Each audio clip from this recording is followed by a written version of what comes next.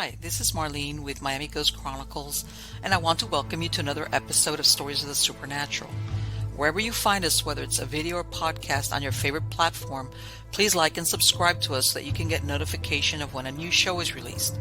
You can also find us on major social media platforms. If you go to MiamiGhostChronicles.com, you can find links to the videos or MP3 files, which you can download and enjoy without commercial interruptions. If you're into classic horror, ghost, and adventure stories, I narrate Nightshade Diary, and you can find links at nightshadediary.com. If scary stories are your bag, and listening to encounters with cryptids, ghosts, dogmen, and other weird creatures sends a shiver up your spine, then go to supernaturalstorytime.com for links to our weekly podcasts. Noteworthy news about the paranormal world, true crime, conspiracy stories, and anything that is just plain weird can be found at eerie.news or visit the Stranger Than Fiction Stories tab at miamighostchronicles.com. Please subscribe to my newsletter on Substack. Just go to mppellicer.com for a link. I want to thank you for being part of my audience, and I think you are all wonderful. Hi, how's everybody doing? Good, I hope. Everything is good here. Okay. Post 4th of July. And yeah, it's still hot. What can I say?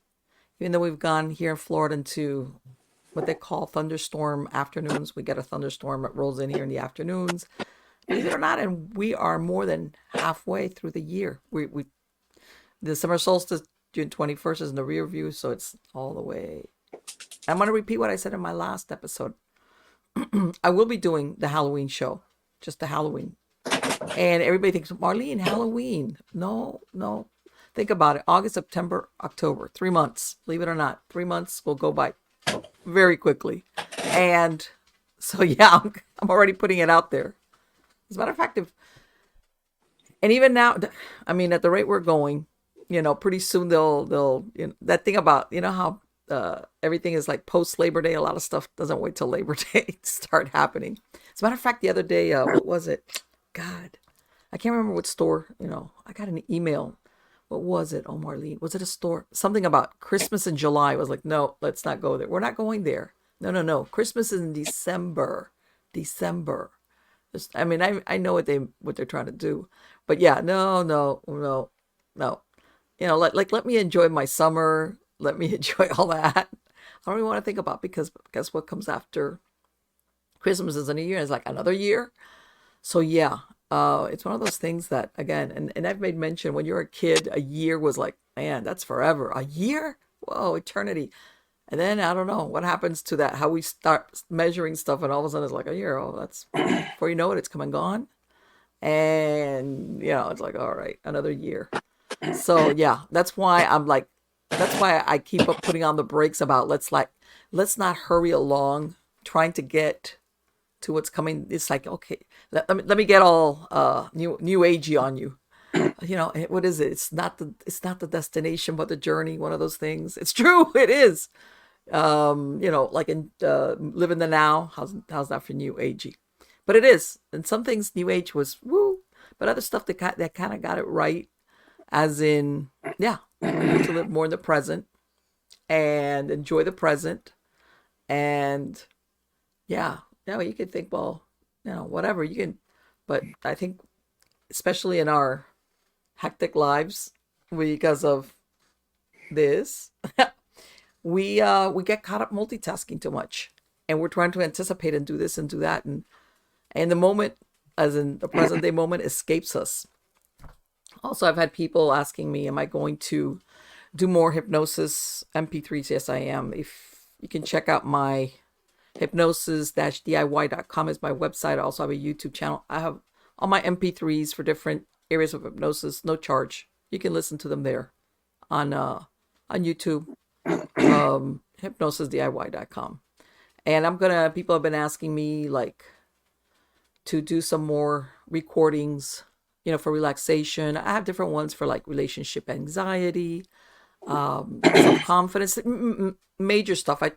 I mean, there's how can I say it? You could tailor it to more specific things, but what I have on the channel is more of a broad range that people will will find useful. And I have a couple of recordings that like 3 hours long, like with a, and it's, you can see, yes, that's my latest girl. That's my her name is Dixie, but I call her the white chick or the cigarette girl because she's all white and she's got a little, and of course that's her favorite spot, so that I can get. Yeah, I know. So what can I say? But yeah, and as to the pigeons, I have two. Let me see. Let me see if I can bring them up. Oh, let me see if later on. If not, I'll do it at the end of the show. I'll bring up a picture. I have two chicks. Today is Thursday. They hatched Monday, so I have my two first pigeon chicks. It's really funny. I have two couples. Everybody laid eggs. The other two, nothing happening. These, they hatch like within hours of each other. They're beautiful. They're beautiful. They're really nice. I like I said, I'll try to put up a picture of it because I'm like, yeah, it's like I'm so thrilled. Let me tell you something. It makes you feel good. Like you think, okay, I got to be treating my animal right if they're reproducing.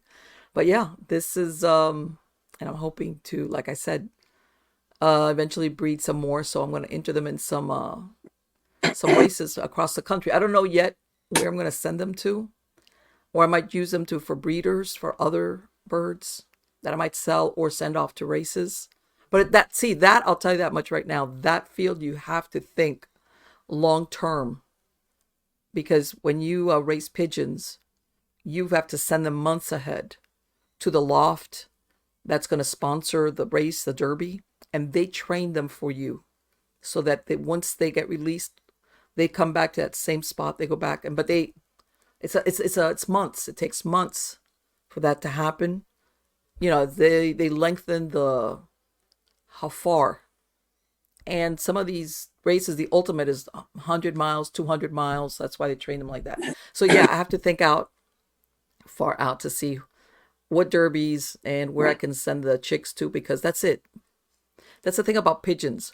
Once they're trained to go to that one location, that's it. You can't retrain them for another race. That's it. You can the most you can do is maybe take them back, and if they did, especially if they did well, you train them. So yeah, I mean, you use them for breeding, especially if they did well. But yeah, that's my adventures in pigeon world. But anyway, let's get on to the good part. And the good part is who is the guest today. This is the first time this gentleman's here on Stories of the Supernatural. His name is Keith Johnson, and he is one of the founders of New England Anomalies Research, or NEAR, which was founded for the purpose of investigating and analyzing phenomena which is suspected to be of paranormal origin. Keith is a former core member of the internationally recognized TAPS, the Atlantic Paranormal Society, best known for their work on the SciFi television series Ghost Hunters. They have also appeared together on TV series Paranormal State. Although it cannot always be explained, paranormal phenomena is reported by numerous and credible witnesses, too many to dismiss such unusual occurrences resulting from delusion. It can be the cause of genuine distress on the part of those who experience it. Their endeavor is to provide assistance to those who bring to their attention these occurrences, which may be caused by hauntings and spiritual oppression. However, in their investigations, they first make intent to rule out any possible mundane causes for such phenomena. Help me welcome him. How are you doing today, Keith? I'm doing well. How are you, Marlene? Thank you so much for having me on. On the contrary, it's my pleasure. Keith, you've been in this field for a long time. Yes. Let me ask you, when was it that you started getting into this field of the paranormal research and demonology? I started getting into it when I was 15 years old. Wow. I delved into it seriously at age 17. That's when I really delved into it seriously, at the age of 17. And that's also when I joined my first paranormal organization, which was based at Rhode Island College, and it was called PIRO, Parapsychological Investigation and Research Organization. So since I've been 17 years old, I'd say I've been committed to it seriously. What happened? Was it just curiosity, or did you have some type of experience? I really felt being drawn into it. It's sometimes it's a field that finds you. I would say the field of angelology and demonology, that finds you. You don't find it, it finds you. Yes. But Yes, I agree. yes, and I was very, very curious about it. We grew up in a house, my brother and sister and I grew up in a house that had some paranormal activity in it. And it wasn't constant, but it was there and it let itself be known. We knew there was something there. And that really piqued my brothers and my interest, and my sisters too. And so that was like in our mid teens, we really started getting into it and doing more of the investigation part of it. So that's how I started. Now, let me ask you, because I know that you're a demonologist, and I'm going to say it because I've been doing paranormal research in the 90s, and you'll have a lot of paranormal researchers which will do paranormal or ghost huntings. But when you mention the D word, they're like, no, no, no, no. Oh, We yes. don't want nothing to do with that. Yes, It yes, scares yes. them. I can relate. I can Uh, relate to so many things you said. Even Christmas in July, we've had that around here, and it's kind of a yeah. retail thing. Yeah, oh, And yeah, yeah, yeah. no, but no, I don't do Christmas in July either. No, it's like, come on. It's like, let me enjoy my summer. Come on. But yeah, it's everybody. Sometimes the over commercialization is like, oh, please stop, stop. Oh yeah, I'm gonna get bombarded anyway at the end of the year. But absolutely, and we um, we've had contests.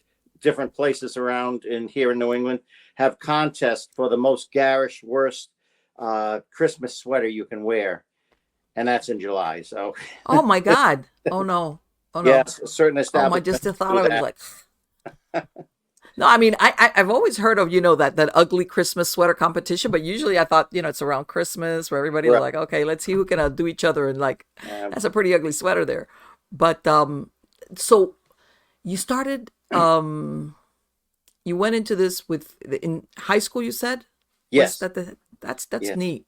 yes, And when do you think you had your first, I mean, besides obviously living in a house, that yes. you had your first genuine experience that you were like, what is this? Well, my first genuine experience was when I was 10 years old, and Okay. I was actually on a. We didn't think of it as that, but it was a paranormal investigation. I was by myself. My family was waiting outside. We'd just come home from the beach in southern New England and southern Rhode Island. I was in this house, and they wanted to leave. My family was out in the car waiting for me. I went in this abandoned house. I wanted to see it one more time. I went upstairs, and I was drawn to the last room down a hallway, and I went down there. I peeked into it. There's a rocking chair going just wildly Oh, by itself. So I looked at her about 1 second before I hightailed it I out. was gonna say they didn't need I to wait could for you that go any longer, right? right, right. I mean, now that would be what an experience if you had the camera set up and everything. But Sure. I was just a 10-year-old by myself, and I did experience it. But But sometimes those are the best experiences. The ones that it's like you're oh not yeah, really looking for it. They just kind of yeah. fall in your lap. This is true. This is very true. Very true. Do you think that have you actually been able to see anything? And the reason why I say that is that not everybody can actually see Hmm. things. Have you Right. seen anything? I've seen things. I've never yet seen in all my years seen a full-bodied apparition. Now my Mm-hmm. brother has. My brother has seen a full-bodied apparition.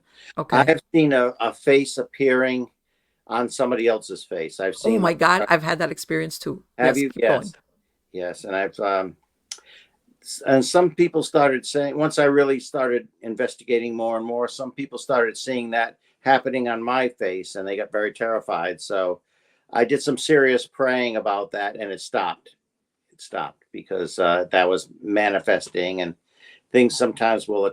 We call them hitchhikers, as I'm sure Hmm. you've experienced. They'll try to attach Oh themselves to you. yeah, absolutely. They'll follow you around, and I think anybody who gets into this will experience that sooner or later. It's unavoidable, but you do the best you can, and you try to be positive, and you pray for protection.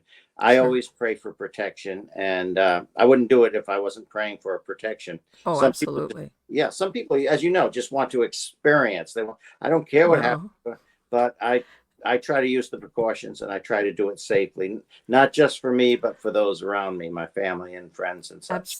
And, let me tell you something. An experience like that is there's nothing worse than sitting at a sofa and everybody's talking, and then and by the way, it was dusk, it was twilight, but and I wasn't drinking. It was nothing like that.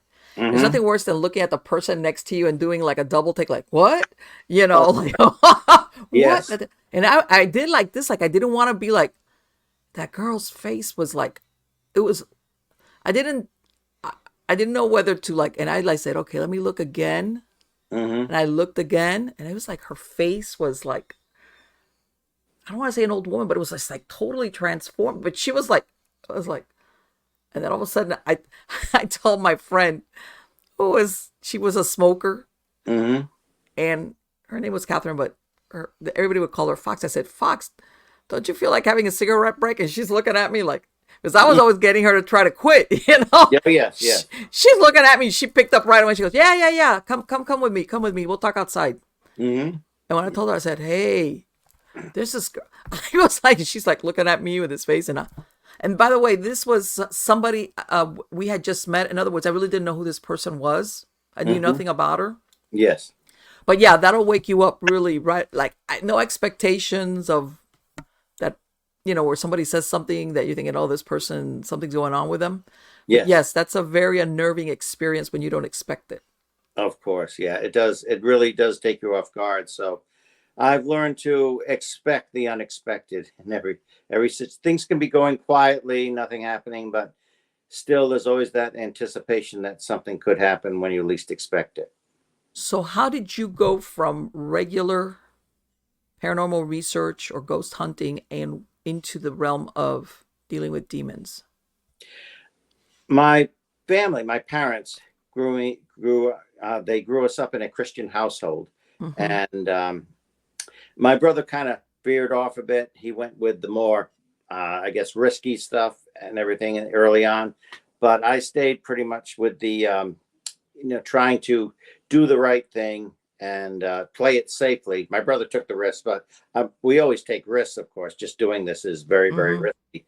But I really felt compelled to help people that are going through this because Yes. I knew it was a reality. It's like once you've gone through it, you can't really deny it. You can deny it to yourself all you want, but there's the reality there. And I really wanted to help people. I felt drawn to people. I felt God was leading me to. But then I thought, well, I'm just a teenager. I can't really do this by myself. So I prayed, well, Lord, you're going to have to lead me to some place to be able to do this, because this was before the internet, of course, and people Yes. didn't have the attention that it gets now. No, nowhere near that. But my brother and I went to see a lecture given by Ed and Lorraine Warren, and that's what Okay. really started us off being able to do this. And that's where we joined our first paranormal group as well, after meeting Ed and Lorraine Warren, because there was a parapsychology club on campus where they were Okay. speaking, and they came up and would you speak at one of our presentations? Would you speak at our meetings? And I said, well, we certainly will, because my brother had talked with Ed and Lorraine, and I talked with them afterwards, and they realized that even though we were just teenagers, we had quite a bit of experience in this. And so that's how it started with us at a very, very young age. So I think it was meant to happen. Right. And I'm sure you've run across cases which start out where I want to say just a dead person, as in human, but that there's Mhm. also something darker in the background. Yes, yes, indeed. And I've always felt that. I've always felt that there was something that was very sinister and lurking in the background that really did not like us, did not like humanity. And of Mm-hmm. course, that's biblical teaching as well. I believe there was the dark force as well. And I experienced that early on too. It wasn't the Amityville. It wasn't something like that, Right. but enough to know that it was a reality and that it was there, and it was purposely making itself known.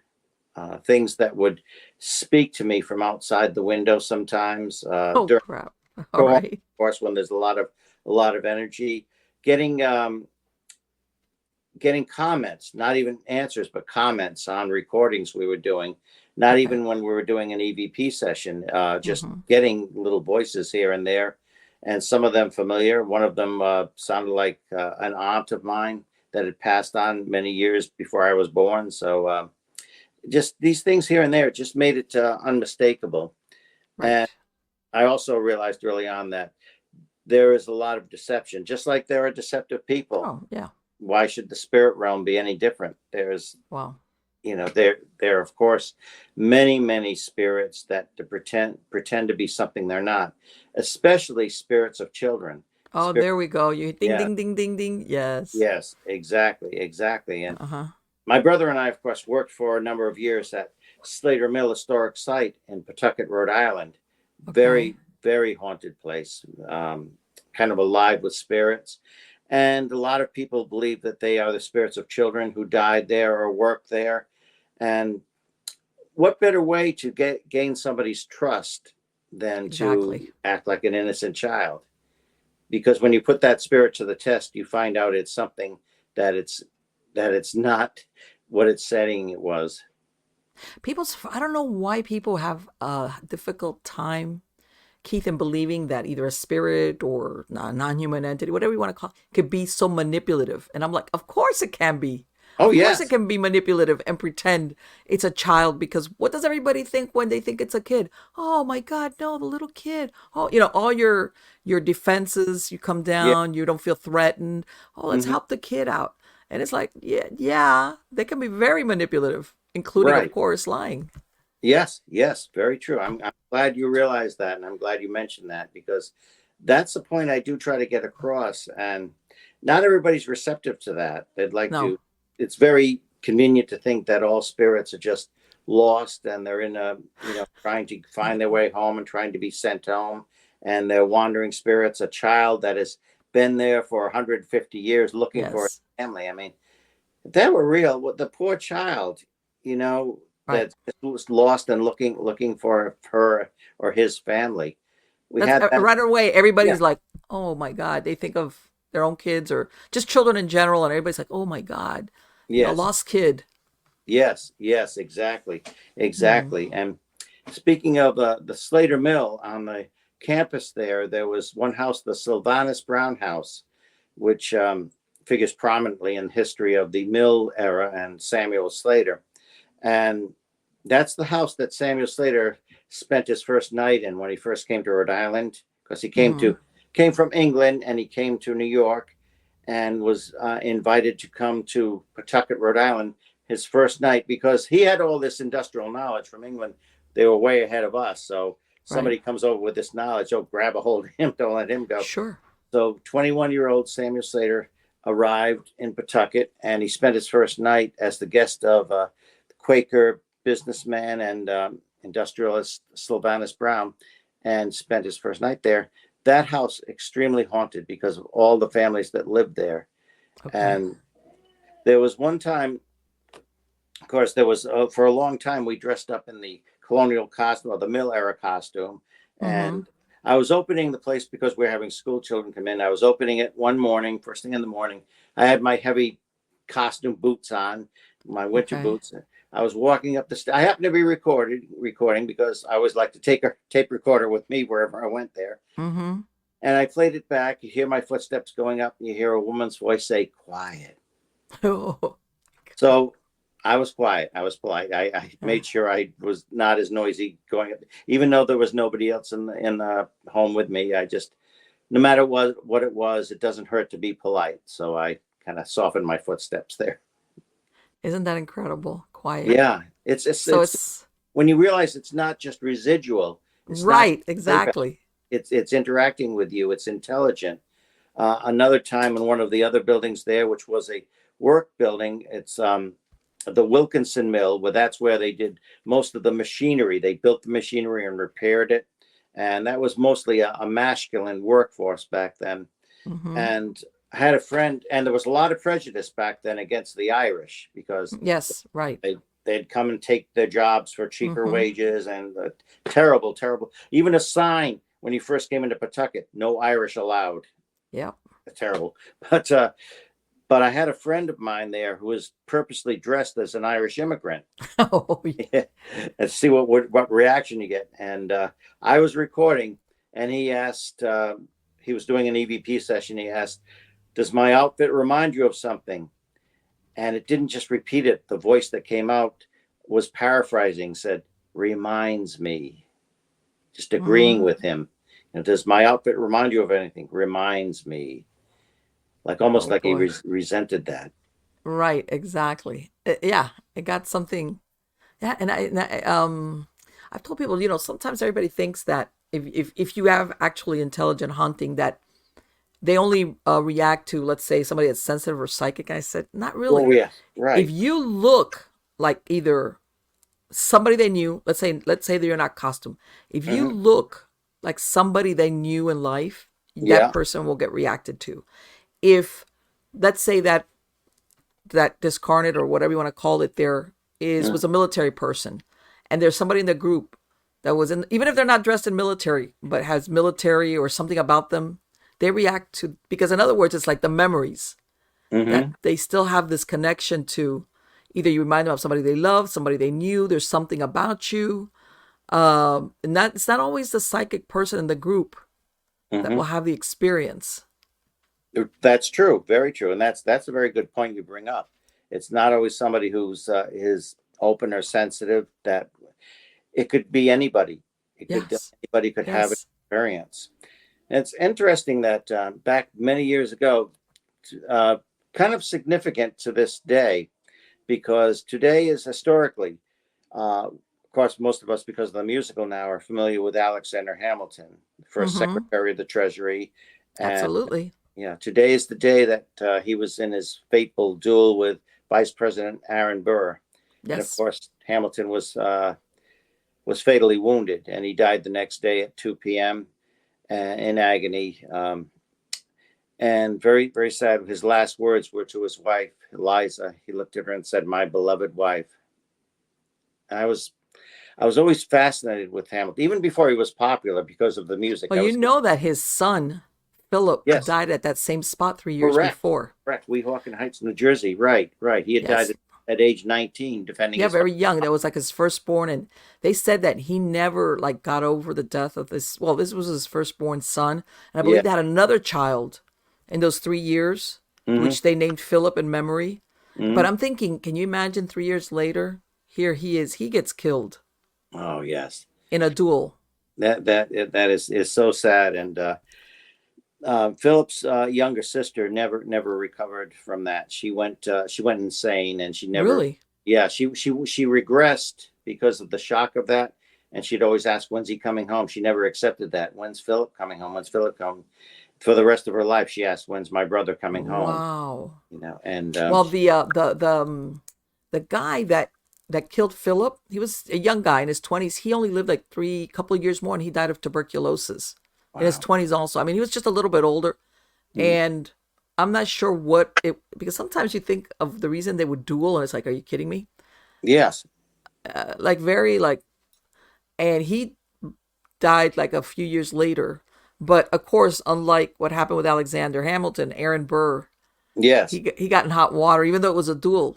Yes. Yes. He never lived that down. No, no, no, no, no, No. no. He never regained his political career after that. He had a successful law practice, but he never could be in regained his political career after that duel. It followed him the rest of his life.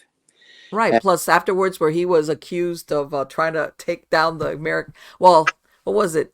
Conspiracy, I think it was, for the Louisiana Purchase, and oh yes, yes, and and it was like, get, okay, trying to talk get New about, York seed from the Union. That'll kind of get you in hot water too. yeah. That I think he had to like I think somebody called in a few favors for him not to get prosecuted, but he had to leave to Europe for a few years. Yes, yes, yes, he did. He did indeed, and he's a ghostly kind of person himself. There, it's like his his wife. He was always in love with this woman for many years, and they married for a little while, and then when I guess he's about 80 years old, he's cheating on her, so she left him. But yeah, Well, her no, he married Madame Jumel, yes, the Madame owner Jumel. of the Jumel Mansion, which has got a Right. history of being haunted. Yes, yes, indeed, indeed. And she came from right around here, Providence, Really? Betsy. Her maiden name Betsy is Betsy. Brown. Betsy Yes. Brown. Yes, and she came from right around here, and amazing how these things tie together. But Yes, yes. It's like, yeah, like like what was it, 7 degrees of separation, but in some yeah, cases like 1 or 2 degrees of separation. exactly, exactly. Yeah, I yeah. was so. She had a very interesting life, by the way, that lady. Oh yes, yes, Madame Jumel. Yes, very interesting. No I wonder people still think that she her essence is still there in that mansion. Right, right, right, right. Well, Yeah. they I think it's like one of the it's like the historic homes like from revolutionary times. I think it's one of the few houses that's still left Yes. standing if I'm correct, right? Yes. Yes. Yes. It is still standing. It is still standing. And I used to do when I was very young. I was still a teenager. I did a reenactment of Alexander Hamilton. I used to dress Yeah. up like him, and I really had the long hair back then, so I could put it in a ponytail. Yes, yes. And I came in. I came to a Halloween party at Rhode Island College as Alexander Hamilton once, and people, oh wow, wow, great, great outfit. And Uh-huh. one woman came up to a young woman's teenager. She came up and started berating me. She said, "I know you're pretending to be someone, but you're really him. I know What? you're him." And I said, "Well, thank you for the compliment." She said, no, no, you're pretending. I know you're the real person. And she started screaming. She started crying. So And you're like, well, how many drinks have you had already? I don't know what she was, how many drinks Let she'd me had, tell you, probably, but I did leave there pretty fast. I'm sure. But yeah, they the you know, the as a matter of fact, there was another mystery involved with Aaron Burr's daughter, Theodosia Burr, that she went Yes, missing, and yes, they never really knew for sure what yes, became of her. She was sailing from South Carolina up there to New York to be with her dad. yes. All sorts of theories that she was Oh yeah. by pirates and such like that. But I mean, her Mm-hmm. ship was lost at sea tragically, and Theodosia, her body was never recovered. Right. It's interesting how he doted upon her. Aaron Burr doted upon her that she is. He was boasting, "My daughter is just as capable and intelligent as any man, and I will prove it. I will prove it. I will educate her. I will prove she's intelligent or more intelligent than any man alive." And he gave her a great education. She was quite a woman, and she did. She was incredibly intelligent, extremely accomplished, but she died young, tragically. Right. Well, the you know that prior, because you know there was a rumor, and I've been reading, and of course, like geez, that took place. What? How many? That one of the real reasons everybody thinks that they had that duel because politically they were bumping heads, Yes. you know. But supposedly they say that because you would think, okay, you're gonna duel over this, like Mhm. that supposedly that The insult. he had made a comment Yeah. about an inappropriate relationship as in incest between Yes. Between. Theodosia and Aaron Burr. Yes. That was the real reason why they ended up in the duel. Mhm. Yes. All Yeah. right. Yeah. I have heard that. Yeah. I'm familiar with that, and could be true. I mean, he Yeah. could have made that accusation, no sin, but Yeah. that Yeah. that certainly would spark a duel. Yeah, because they were having they had, as a matter of fact, there were, you know, they were attorneys and everything. But they were bumping heads politically and just personally even before that is what I'm saying. And all of a sudden the duel, but that thing about him saying something, I could see, wow, this could bring about a duel, you know. Yes. Hmm. Like the thing about your honor, you know, things that men back then would be like, we're gonna meet me under the at 6 a.m. under the oak or whatever, you know, Right. things having Exactly. to do with your honor being like, you know, put down somehow. But yeah, it's like we'll never know though. Right. Let me ask you, when we were talking about it, when was the first time, Keith, that you went on an investigation that you realized, okay, there's something either here non-human or malevolent, Mhm. something beyond just a regular ghost investigation of a dead, when I mean a ghost, like a human soul or human spirit? That was when I was 18 years old. I was Okay. 18 years old, and again, there was no internet, so I thought I'd try something. I designed an ad, put it in the paper that we do investigations of things unexplained, free of charge. I thought it Okay. would just be laughed at, but a woman in northern Rhode Island, in Burrville, the Harrisville section of Burrville, found my ad, and she called us 3 weeks later. Would you Uh, please? I've moved into 2 years before I've moved into an 18th century home. yes. We've had paranormal activity. It's becoming very dangerous, and my family is threatened. Would you please come visit us or meet with me? So we did, and we talked with her, and she was very, very beautiful, beautiful woman, but you could tell that she was much too thin. She was Mm-hmm. suffering from lack of sleep. She was Okay. trembling. Something had happened to her. So we said, we certainly will come to your house. And we did come to her house that Saturday. And interestingly, um, she had five daughters of various ages. And Okay. they, my brother and Donna, who was the chairperson of Pyro, uh, stayed in the house talking with her.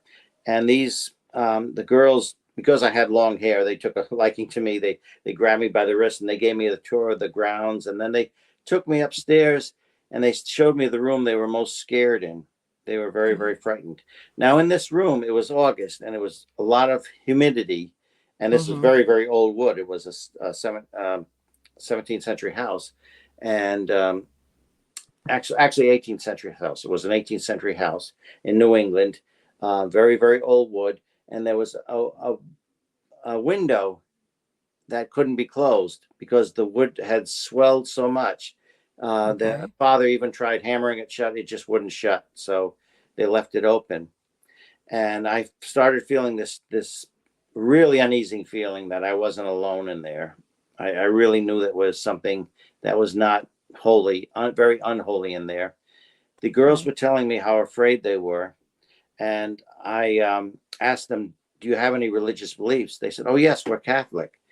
And I said, well, when you're afraid, try calling upon the name of Jesus.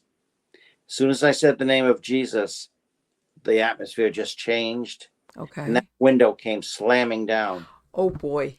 Oh, it practically shook the room. It came down with such force just immediately.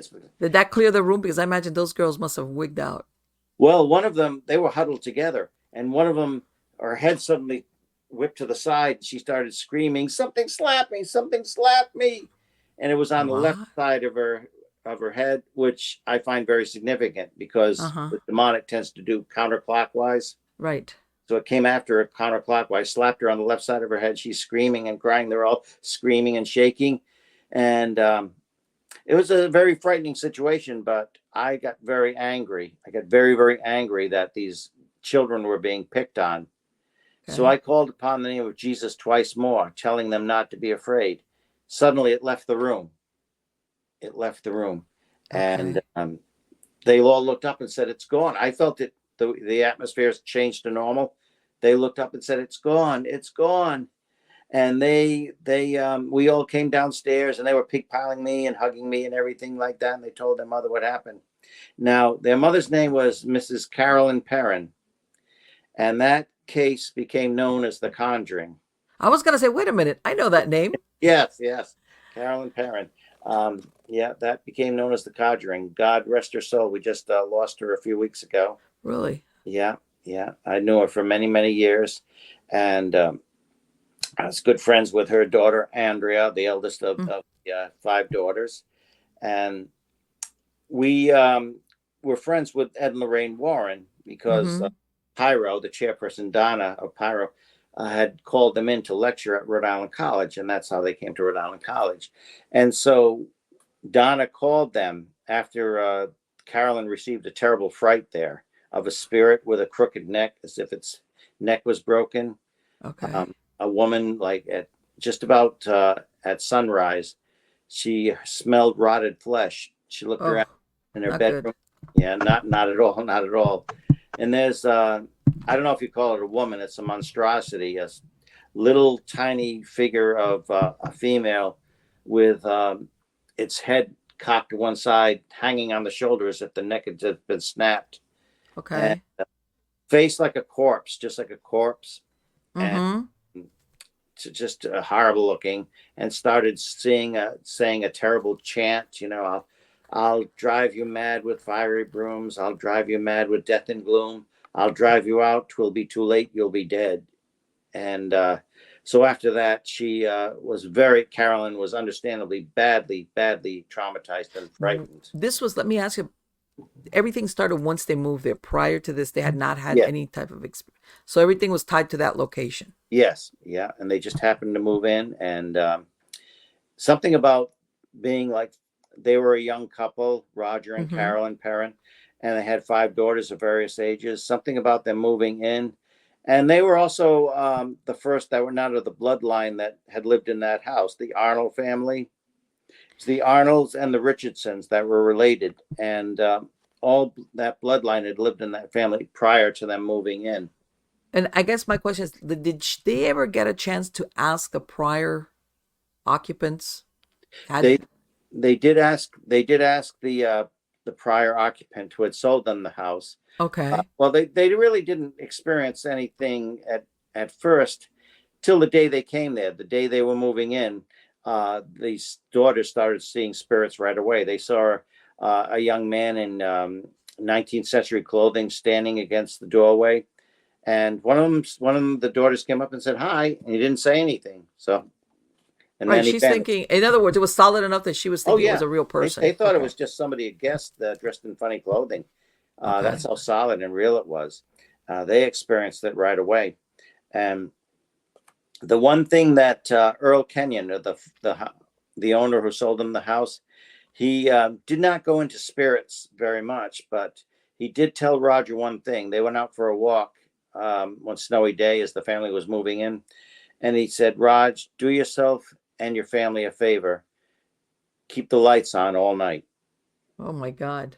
Just don't keep the lights up. Keep the lights on all night." And I don't know what they did when there was a power failure, but they said told them keep the Well, lights. yeah, but that tells you something had been going on and they were aware of Right, it, because you don't say that to right, new owners yeah, just for like, yeah, yeah. In other words, yeah, they yeah, probably, and at the end, and the reason why I'm saying is that, mostly I know that Hollywood, does things with, that it's not historically accurate. Was it, was the source of the haunting somebody that had lived there, or what was the actual source of that? my personal opinion, it was nobody that lived there. Now that's my feeling. Right. My feeling was that there were outbuildings before that house was built in 1736. There you go. Go ahead. Yeah, and that I think it was on the grounds before then. I Okay. think there was the Native Americans, the Nipmuc tribe lived there. I Hmm. think they dealt with it too. I think they had to deal with it.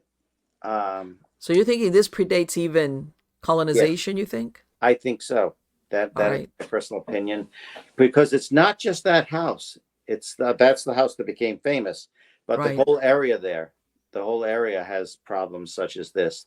The whole area, Oh, and it's interesting that the first owner, Dexter Richardson of the what is now known as the Conjuring House, the Round Top Roadhouse in Harris, Rhode Island, his bride was a squaw from the Nipmuc tribe, okay. and we don't know what her real name was. She had to take on the Christian name of Mary, Mm-hmm. just like Pocahontas had to take on the Christian name of Princess Rebecca. Right. She had to get married. She had to Dexter Richardson. Uh, this Indian squaw had to take on the name of Mary, so that's Right. what she was known as. History doesn't record her real name, and I don't know. There's no record of what they may have experienced, but I think the house always had that. I think the property has that tainted aspect to it, and I think it always will.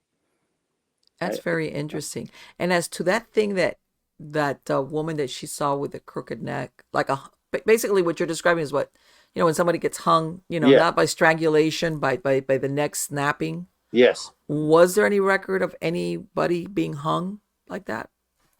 I don't think historically, and some Yeah, people might disagree, but what we found historically, there's no record of somebody being hung in that which house. doesn't mean anything. That could have happened in nobody. Okay, yeah, they certainly. One of the neighbors did. One of the neighbors hanged herself by a thin cord. Really Yeah, interesting. and but of course, the bad rap was given to Bathsheba Sherman. Yes. Of course, I don't know how that rumor about her started, but when we first visited there back in the early 1970s, the children took us to visit the cemetery where she's buried, the Riverside Cemetery nearby. Uh-huh. Her stone was already broken in half. It was already vandalized. And what were the years that she was there? She Like, didn't actually live in the house. okay. Bathsheba Sherman did not actually live in the house. She lived in a farmstead very nearby. And she was Mm-hmm. her married name was Sherman, and she was a Thayer. Her maiden name was Thayer. And Okay. if you look at her history, she had a very unremarkable life. She was rather, they had a successful farm. She and her husband, Judson, had a successful farm. They weren't wealthy, but they were very well off as Okay. far as their farm goes. Their needs were met. And she was an upstanding church woman. She was given a wonderful funeral service, a Christian burial in that cemetery. And you don't usually do that with a satanic witch. I And was gonna say, so what happened? How did she end up taking the fall for that? I mean, I don't know how that started, how that rumor started. There's of course, it's Carolyn said that was in the Black Book of Harrisville, but there's no mention of that in the Black Book. So she must have gotten. I think Carolyn did get that bit of research from local people who told her the okay. rumor, because part of her research, she went to the town hall, local library, but she also went to neighbors. She went to a local coffee shop in Okay. Chepachet, and people would tell her stories there, and she wrote that down meticulously. So I think that's Okay. the, yes. I don't know how the original rumor started, but of course, when the movie The Conjuring came out, that solidified Bathsheba's reputation. I mean, she died in 1885, age 73, and Okay. again given a Christian burial, and nothing remarkable about her. How long did the family live there? the The parents lived there about 10 years, almost Okay. 10 years. Yeah, they moved out in early 1980. They Carolyn was suffering in health, and she told her husband Roger, I love this house, but if I stay here another winter I won't survive. And Because I they was did. gonna say it almost always looks like she was the target she person. was she was the target. She was the target. And interestingly, and Lorraine Warren, of course, in the movie, it ends with Hmm. an impromptu exorcism performed Right. by Ed Warren because he can't get church help in time. What Right. really happened is they arranged for a seance uh, Okay. to contact whatever evil spirit was there, be it Bathsheba or whoever. And they put her in the center of the room. There was Ed and Lorraine, and Lorraine had brought a psychic friend with her who conducted the seance. There was a priest there, a young priest. In case anything happened, he would take care of things, and Okay. at least two reporters to record any phenomena that would happen. Well, they started the seance, and meanwhile, the daughters who were upstairs in bed, um, Andrea and one of her younger sisters crept down and watched this whole thing through the Okay. crack in the door, the open door. And the seance started. Suddenly, Carolyn bent over into an impossible position like a contortionist and started Wow. just growling and talking in a guttural. It didn't even sound like a known language, just started mumbling and growling in this deep, husky voice.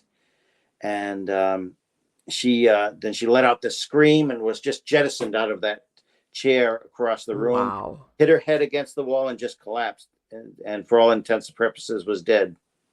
And the young priest is, what do I do? What do I do? I was gonna say, I imagine everybody was like, "What?" Yeah, what do we do? What do we do? Then everybody was, nobody knew what was going to happen next. And Roger went to grab his wife, and fearful for her life, Ed stood in his way. Big mistake, said you shouldn't touch the possessed right now. And there was a scuffle, and Roger bodily threw Ed out of the house. Okay. And Ed was a big guy. He was a pretty big guy. Roger just wrestled with Keep him and toe. just threw him out of the house. Said, "Don't come back, don't come back." And Carolyn did recover, but that affected her for the rest of her life. That really did. And the reason why I asked that, even though, because you hear you're saying, we always hear about poltergeist activity around, youngsters, and I'm thinking, okay, you've got five girls in the house, Mhm. but then you're telling me the mom is the one that ended up being the target. Yes, yes, she was the target. Do you think that that them having all the daughters, as in, I don't know, but I don't know what their ages were was providing any type of like telekinetic energy for this to like manifest the way it did? I think so. The youngest daughter at the time was 5 years old, and Okay. the oldest was Andrea, and she was about not quite 15 years old at the Right. time. Yeah, that's the right age. Yeah, so all these different ages and all these hormones and energy, Mm-hmm. I Yes.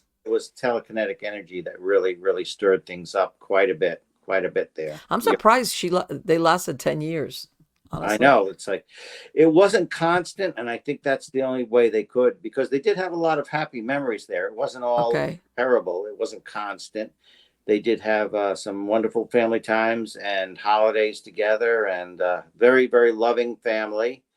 And but that 10 years was all they could take there, and all Carolyn could take. And finally they moved out, and she moved back to Georgia, and her and Roger did eventually split up. But that affected Carolyn for the rest of her life. Always very I can sweet lady. imagine.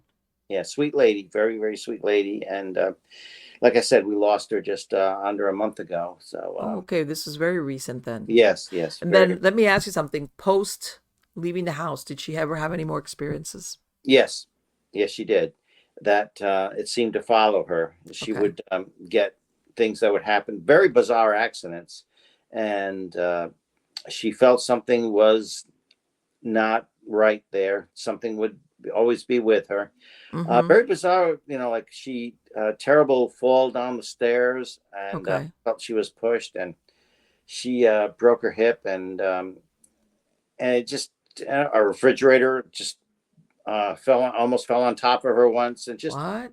just one thing after another. Things would just fly at her sometimes. Right, right, right. Yeah, Yeah, she'd have that some take, peaceful things, and once in a while she'd get pushed or feel something. Oh, there it is, there she is. She referred to it in the female gender. okay, I There, was gonna ask you, she's referring to it as a female yeah, context. Okay. yes, there she is, and And did they ever do an official exorcism on her or no? Or did they just leave no, it at, no, oh, they never did an official exorcism on her, or a deliverance, right. which Either one, yeah. yeah, and which I think she should have had. Maybe not Yeah. exorcism, but a deliverance to rid whatever attachment was there, because she obviously did have an attachment. And Sure. Andrea was constantly followed. She Yes. still is to this day.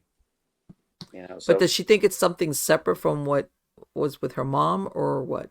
there's quite a few things that she believes follows her, and she anything from extraterrestrial to spirits that are generational, that have followed her, and so she's kind of a magnet for that. So Let me tell you something. That yeah, that that word that you just used right there, generational. I yes, want to say, I think there's something there to that. Whether it was a combination of things of generational yes, and then moving to a place that had something going on, and then there you go, and you've got like TNT kind of thing. oh yes, yes. And it's interesting. It was quite a few years later, when I was a member of TAPS, that we actually found ourselves in a very similar situation to the Perrons. We had a call from Skohegan, Maine, of a family that Okay. was in distress. They lived at a night. This was a little newer. It was a 19th century farmhouse, but still very old. 26 room house that had been added on to, and they were renting it, but they were experiencing some really negative activity there. So we, several of us from TAPS, the Atlantic Paranormal Society, Jason was driving. We drove up there on a Saturday, and then the snowstorm started, and it was like so treacherous. And we saw two SUVs on the side of the road that had tipped over exactly like ours. Wow. We did, thank God we made it there in one piece. And once we were there, we were snowed in overnight anyway. So we were there for Okay. the night. Um, but we did conduct a thorough 2 evening investigation there. And actually, we were joined by author Jodi Picoult, Okay. and she was doing research on her for her novel Second Glance. And the novel hadn't been completed yet, so she wanted hands-on experience, and she did get it. We spent the first night investigating. Interesting EVP. We did get, at least I captured a lot of EVP there. One of the girls asked, Jason Hawes, our founder, asked, why would there be the spirit of an Indian here? Because they saw an Indian there. And he Mm-hmm. said, there could be all reasons why human spirits are here. And I played my recording back, and I hear a voice saying, I know why. Miracle. Really? What? And that's actually what it said. And that's actually biblical, the way it worded that. It said, but I know why. Miracle. And that's what it Interesting. said. And was the family in the living in the house, or did they leave for while No, the they time were that in you were the there? house with us. They were in the house through it all. And then about 2 o'clock in the morning, we heard a bang upstairs. And we were downstairs talking. We heard a bang upstairs. We came running up, and there was nobody in the room. I stayed down with the family. Jason and a couple of others went running upstairs. They found the door, the room where the door had slammed, but there was nobody in it. No trace of anything that would have caused that noise. And Okay. so, fortunately, one of our members, good friend of mine, Rich Einig, he had his camcorder set up there and just filming in the room. So they came downstairs. Then, of course, we tried to sleep in for a while after that. Mm-hmm. And late the next afternoon, we're preparing for our big deliverance of the next. That night was going to be the cleansing, which I Okay. was going to lead, being the company demonologist, so to speak. And we played his recording back. Jason said, "Anybody remember what time that was? We heard the slam." And I said, "Yes." I looked at the clock. It was around 2 o'clock. And so we fast forwarded to 2 a.m. and you just see the night shot in the room, and all of a sudden we heard the slam, and no Okay. door slammed. It was just like a projected sound. Oh, really? Yeah, and on the recording, it sounded more like a locker slam, metallic, although it sounded like wood when we Okay. heard it. And Interesting. then you hear them. This is a wonderful capture. You hear their footsteps coming upstairs, and a little girl's voice says, "They're coming." Oh boy. Oh, And then when just before they enter the room, a man's voice says, "They're here." yeah. I mean, Okay. So you guys what are being a watched. capture! What a capture! And you see them walk Yes. around, and they didn't see anything. Then they leave, and a bunch of orbs started shooting around. Now, I don't know if that was dust caused by people moving or if it was psychic energy, but orbs started shooting around. Then they heard like a drumstick really tapping, it's tapping out something like, and Like a Morse code kind of thing. kind of, I don't know what kind of a code, if it was a code, I don't know, but it sounded like a code. What was the origin? Did you guys ever find out what it was? We think that there was cult activity there. There was some cartoons because people had rented there, so multiple families had lived there. But there was cartoons on the wall, but also some looked like some kind of occult symbols, Mm-hmm. and there was some traces of animal cruelty there too. That's Uh, what we're talking here. Then animal sacrifice. We're Possibly talking blood rituals. Yeah, something like that. there was a deer head, desiccated deer head in the cellar, but Oh it wasn't boy. mounted. It wasn't mounted or anything. No eyes or anything like that.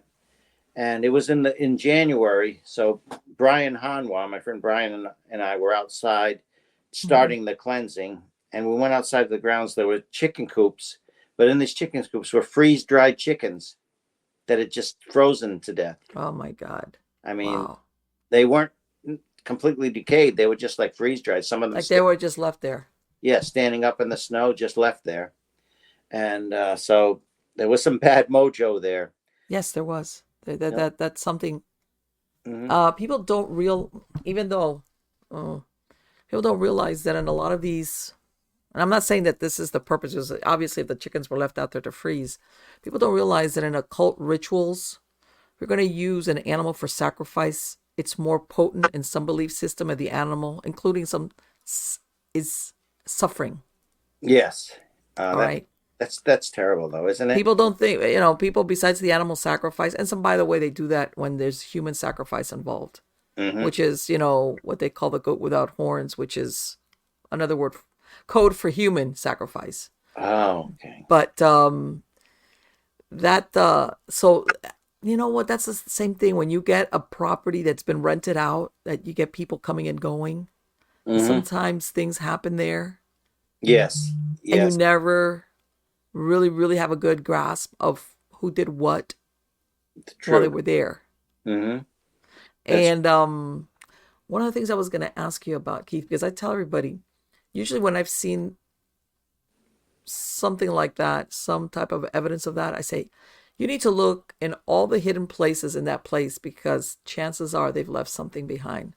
Oh yeah. Some type of, if you want to call it a fetish Mm-hmm. or something, depends. You got to look. You might find it hidden in the ceiling, in the attic, and behind the closet, behind the water heater.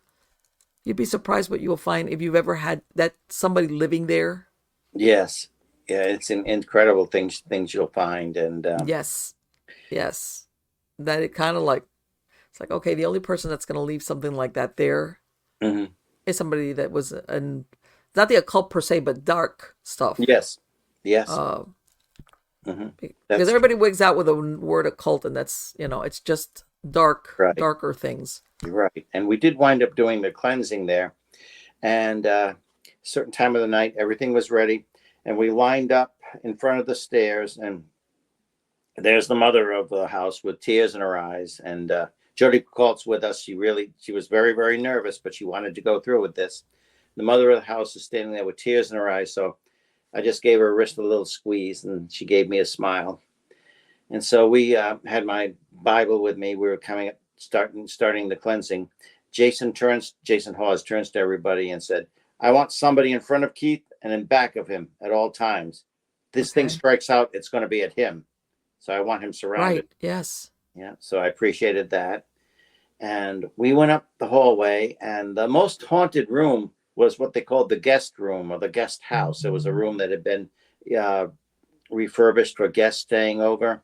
And Uh-huh. that seemed to be where the most activity was. So that's one of the places where we concentrated at the end. But Okay. as we were going, it's interesting. We heard noises in the different rooms down the hallway, but it was like Okay. almost like a sense around at a theater. We'd hear it in one room, then as we came close, it would bounce to the next room, and it was really, really playing a mind trick with us. How It's old was the property? Was it an old property or no? It was about mid 1800s, That's old mid enough. late 1800s, yeah. And I'm sure the grounds were very old too before the house was even there because they kept adding on to it. But Okay. then Yes. we wound up doing the final blessing in downstairs, and I asked for a sign of departure, and sign of departure didn't come right away, but the family were feeling terrible. They were feeling very frightened. They were huddled together downstairs. Okay. So I did some further prayers downstairs, and a friend Rich Einig and Andrew Graham members were with me in the kitchen, and the lights were down. There was a parrot cage, like a 200-pound parrot cage there, Mm-hmm. and all of a sudden it started to vibrate. You Wow. could feel it vibrating. You could see it vibrating, and it just started to inch away. Stopped, and that's we took that as our sign of departure. What was it that they had been experiencing that they ended up calling you They guys had out? a hound dog that was constantly barking and howling at something. They Okay. pictures would come, family members, they'd come in, the pictures would be upside down, crosses would be turned upside down. Mm. They kept seeing spirits, apparitions would appear, spirit of an Okay. Indian. There was even now there was a bedpost, and they showed us a picture. We weren't there to see it happen, but they showed us a picture of a toothbrush that had gone right through the bedpost. What? Impaled. Yes, it was right through the You bedpost. know, I couldn't. I don't think you could even. That's incredible. That's that's something that would be like tornado force for I something. was gonna say that. Do you know how much? That's wow. And the son who had he and his girlfriend had a small child, of course, and the child fortunately wasn't there that night. But Mm-hmm. he woke up with his back raked, scratches on his back, and just they really felt unwelcome there. It just would not stop banging, and in the middle of the night, knocking on the door. They'd be pounding on the door. 3 pounds, three successive knocks. Okay. An insult to the Holy Trinity, Father, Son, and Holy Spirit. And it hit the 3 poundings, and it got to the point where they called a priest in, and the Okay. priest was very, very nervous, and he wouldn't even go upstairs. He just took his aspergillium, just some holy water, and kind of almost ran out. And Yeah, they called him back. I We're bet. still having problems. You're watching too many movies. He says he wouldn't come back. Yes, yes, yes. I tell everybody, it's really funny, Keith. And I'm Catholic, by the way, so Okay. the Catholics don't get offended. But, and I'm going to say this, and this doesn't only pertain to priests. I'm going to say this. I've got investigations where I get some version of, no, they kind of like poo-pooed me, or they made me think I was going crazy, or they don't want to. I said, I don't think they believe me. I go, no, they do believe you. Oh, That's the yeah. whole problem. They Yes. do Yeah. believe you, and they just don't want to go out there and Yeah. lose face. I'm so glad I have somebody like you to explain this to, who has an understanding and has Yeah, experience. they believe you. As a matter of fact, they believe you more. But what are you gonna do if this is supposedly the person you would go to for a spiritual problem, Oh yes. Well, just and they're afraid, and then yeah. what does that leave you? I've been working on this case long term now for a couple of years, and this involves a case with a young girl. She's a teenager, and she's special needs and has Mm-hmm. epilepsy. This is in Massachusetts. And I've been with the Okay. family, working with them for a couple of years now, and she has precognition. Okay. It's not all bad. She sees saints, she sees angels, and Okay. she sees family members she never met who have passed on years before her that she knows about. One of them, she was asking, why is he bald? Why is he bald? She had no way of knowing that he was under chemotherapy at the time of Oh, wow. passing. And Talk about validating yes, something. right, exactly. So they came to before they contacted my friend Matt Moniz, and then through him they got in touch with me, and they they did come to their priest. They approached their priest, Mm-hmm. and he came to their house, and he did a blessing there. Did a very quick blessing, left very hurriedly. For the rest of his time there at the church, he would not talk to them. That's And they told me how hurt they were, that you've just been through mass and you're ready mm-hmm. to leave. You're at the exit line. You're going to say to the priest. He turns away from you and won't even look at you. It's like, please don't come and talk to me because I'm Right. afraid of what you're gonna ask me. Yes. Yeah. Yeah. He just ignored them and would not even look at them or share a smile with them. They It, just now in May, they just finished having that they restarted. I think it was in 2017 that they started in the Vatican these Mhm. official exorcism. It's like a week long classes, Yes. and I think in May was the last one, and they had a lot of interesting topics. And basically, what they're saying is that for all the priests that are tapped to become exorcists, Yes. there's a bunch of them that is like, no, no, Oh yeah. Right. I'm not doing that. That part, Well, no. I found most of them Yeah. that I have dealt with. They don't even want to be Do it. trained as, in other words, to be known. Right. And from what I understand, there's even some priests who are exorcists, but they're not. They don't let their names be put out as exorcists for the archdiocese that they're at Right. because Right. it's such a weird kind of dynamic. But Yes. yeah, they've Yeah. been nobody. There's priests. Not well, there is a shortage of priests. Period. But the ones that do make it through seminary, they don't want to go into that field at all. Hmm. Yeah, this is true. In fact, I've recently been reunited with a friend of mine, Father Bob Bailey, and Okay. Yes, I know. I yeah, remember seeing him. right. He did a stint on Paranormal State, the TV show. Yes. Yes. But how he became started in the deliverance ministry. He's not an exorcist, but he does do deliverance, and he deals with demonic Mm-hmm. cases. He's one of the few that will deal with Okay. cases. And although personally, I believe every Christian clergy member has potential to be an exorcist. Not all of them should, but I believe, my personal Right. belief. But he first found out about me, and because of Slater Mill. I worked at Slater Mill, and one of his parishioners worked at Slater Mill and said, "Please put me in touch with Keith Johnson." And I've Okay. been a priest for years. I've been through seminary, but they never covered this very in depth. I want to find out about this, and I want to work with this. So I believe that it was divine providence that he was sent to Sandra and I, and Mm-hmm. we arranged for him to do his first deliverance session, of a demonized person. And Okay. now, it wasn't full exorcism, because obviously you need church permission for that. but he did his first delivery session in his first demonically infested house. Okay. We But what took was this person? This person was what? Obsessed, oppressed? What were they? What stage were Yes, he they had at? an attachment that was not leaving him alone. Okay. Constantly talking to him, constantly moving Okay. Okay. around, making his life miserable.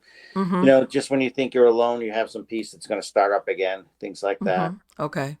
And then another house, the family had real bad personal problems too. Okay. Yes. But they were receiving a lot of paranormal activity too, and people's personalities were changing in the house. And so we took Father Bob there as well, and that's how we got started. And we worked with him for quite a while, and now we've been reunited recently, and I'm going to be starting to work together with him again. Yes. They. You know that, and I was surprised when I found this. And the reason why I say this, and I agree with you though, as far as the ability for deliverance, Hmm. whether it's a Catholic priest, but when, the original Roland Doe case that William Peter Oh yeah, Blatty you're right. based The was a ex 1949 Yes, article. yes. Well, the family, Roland Doe's family was originally German Lutheran, Hmm. and they went to their Lutheran pastor. And I guess he saw some stuff, and he was the one that said, "You need to go see the Catholic Right, priest." right. Fortunately, They weren't. I yes. think the dad was Catholic, but he was like, "I'm not involved." But the mother and the grandmother were German Lutherans, Hmm. and they got sent to the Catholic priest by the Lutheran pastor. Because most Uh, of the Protestant denominations do not have that in their liturgy like right. they do in Catholicism. They don't have the Ritual Romanum. Yeah. So we've actually, and Ed, when I worked with Ed Warren years ago, we were working with an Episcopal priest Okay. and doing a cleansing. And the Episcopal priest looked through his liturgy, didn't have anything for exorcism, but he came to the baptism, which is Mm-hmm. a form of exorcism. Yes, it is. And That's yes, exactly so what it is. a lot of people don't realize that it is a Mm-hmm. form of Yeah. exorcism. So that's what he used, and it was very successful. Really interesting. Interesting. Wow. Yeah. I'm so Yeah. glad you understand these things and Oh you yeah. have experience of them because Yeah. Yeah. Yeah.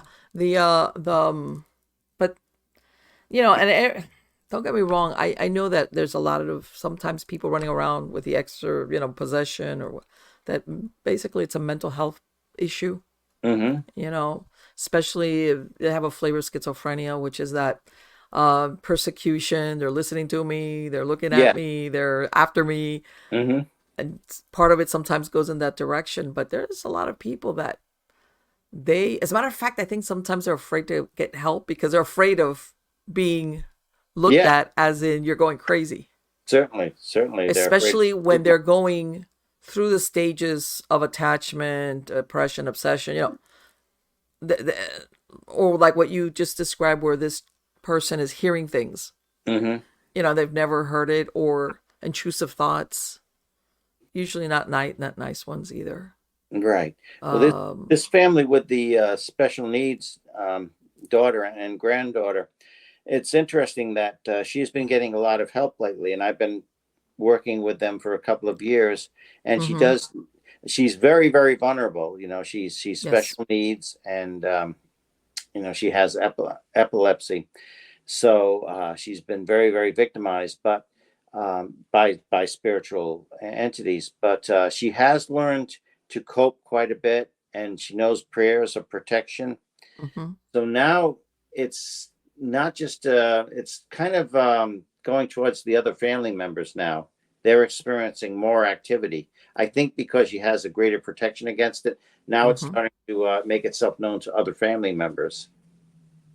I was going to ask you, was she being targeted one because of her being special needs, or is she a psychic medium?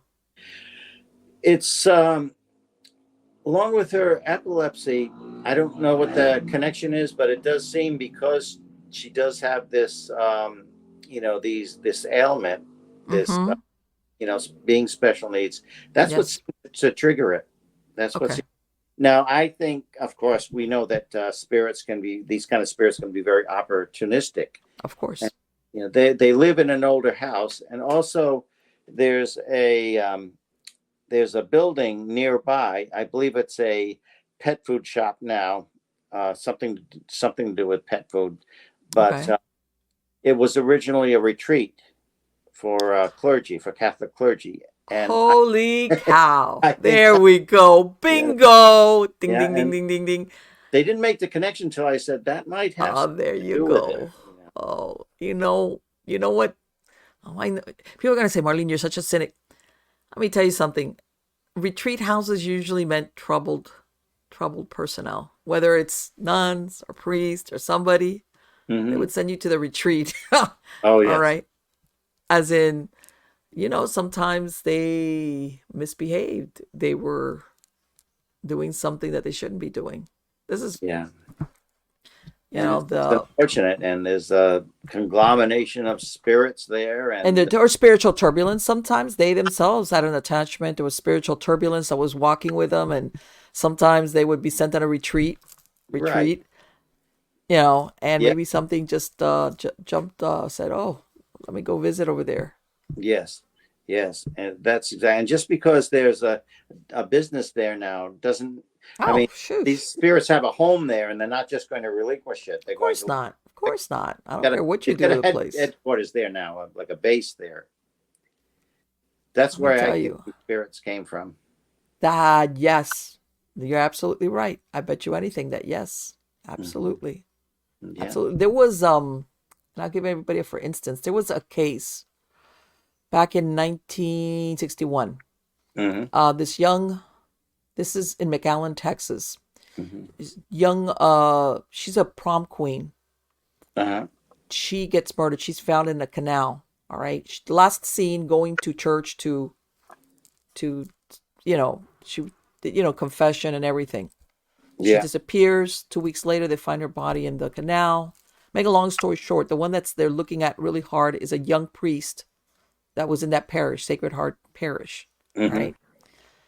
In the interim, he had already had his finger pointed at him by another girl, another young lady, who said that he had tried to like manhandle her a little bit, Hmm. like attacked her. Yes. By the time they come around, because things being what they were, they ended up sending him to a retreat in the middle of nowhere. Which, by the way, they say many people never knew that priests Hmm. had these retreats that they would send them to, Yes. and supposedly they were for alcohol abuse. All the things that normal people go, but you're still a priest. Hmm. Alcohol abuse. Um, if they run around with a woman, they break their vow of celibacy, and Yes. of course pedophilia Hmm. and homosexuality, which back then, of course, wasn't. And do you know that they kept those places secret? Nobody knew that Wow. those retreats were there.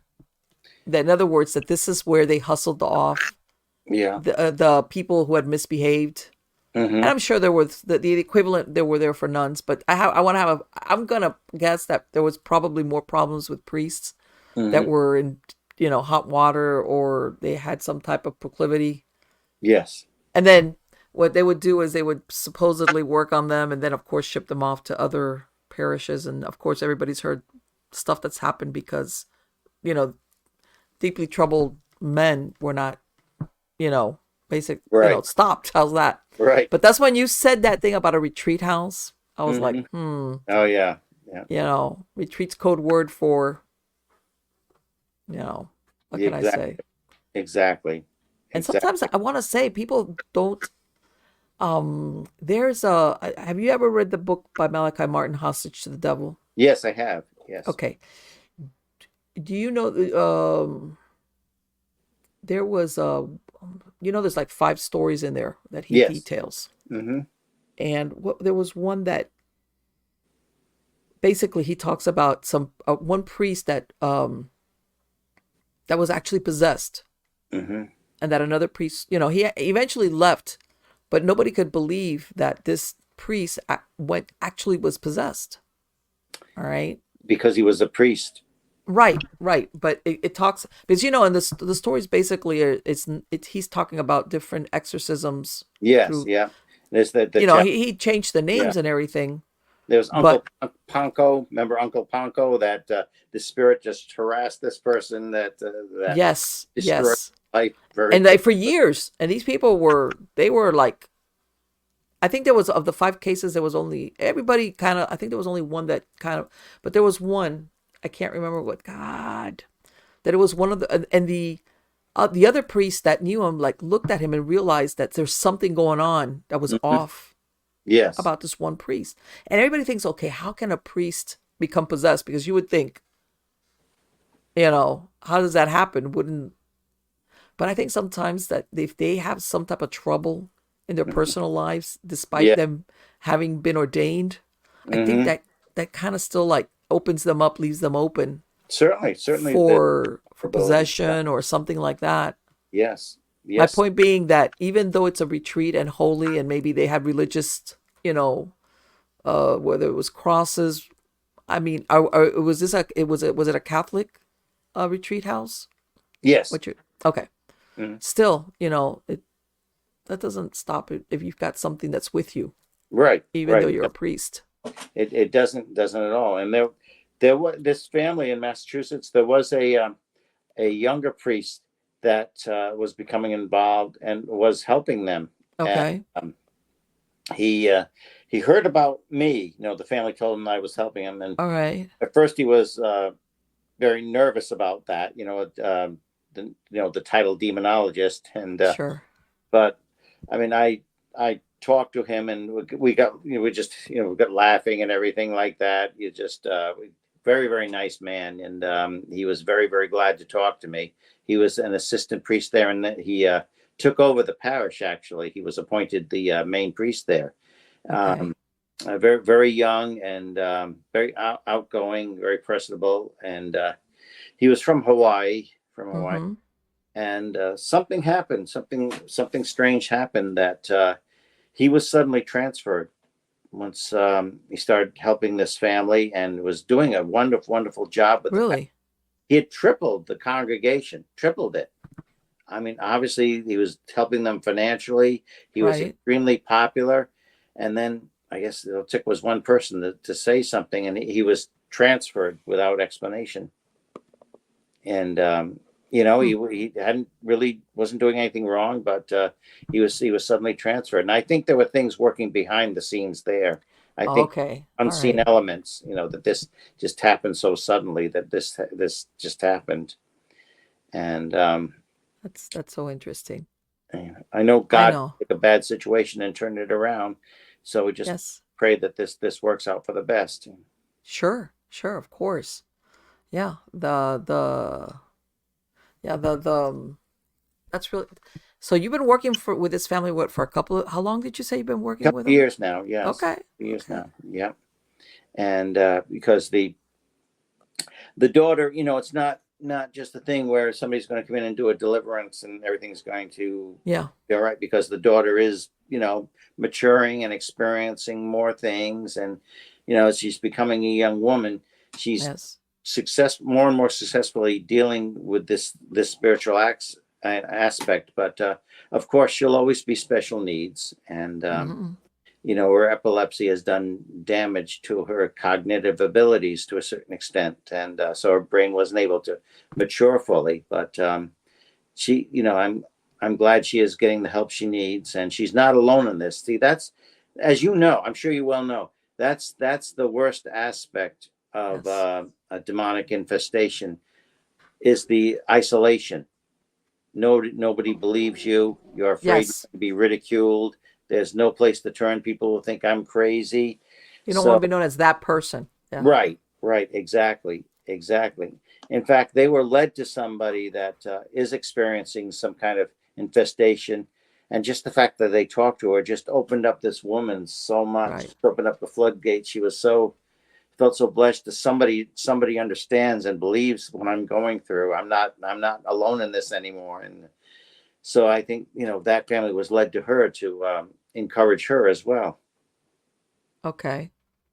But now you're saying that now it looks like whatever's there is going to Their do the towards the family Her family. family is experiencing more and more phenomena. They're feeling more that they're not alone. they're hearing knockings in the middle. The daughter came down running. The girl's mother came running down the stairs the other night, hearing these knockings and pounding. She thought somebody had fallen, but they hadn't. Mm-hmm.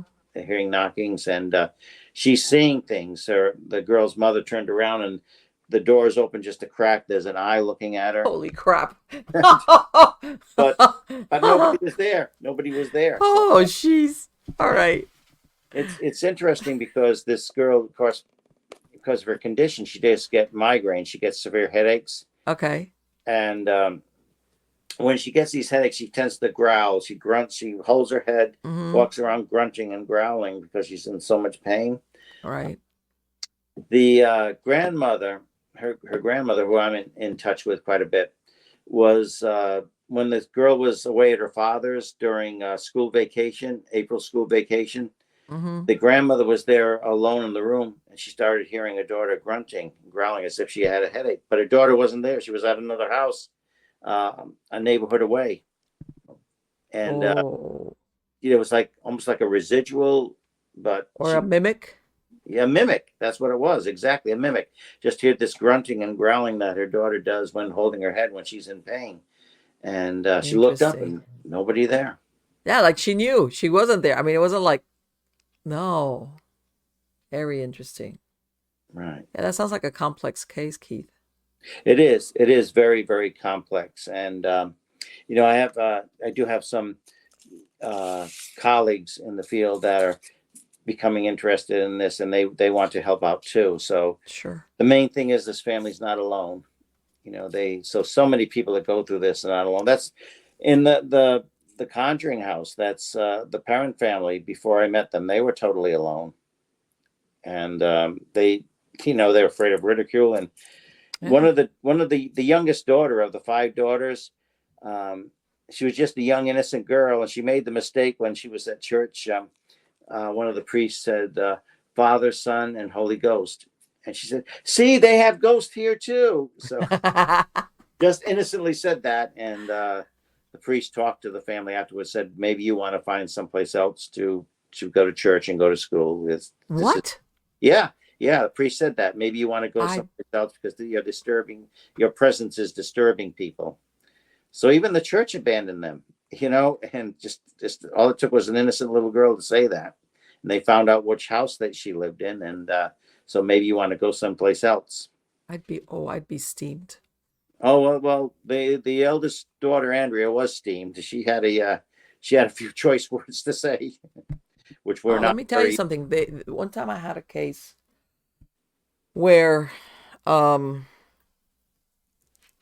husband and wife, they were nurses. Like a psychiatric part of the prison. Oh, yes. Yeah. Okay. They were both nurses. By the time they called me into the case, the wife had passed away from cancer. Mm-hmm. He tells me they had been going to this parish church for like 20 years. Mm-hmm. Long time. So they start having phenomena in the house.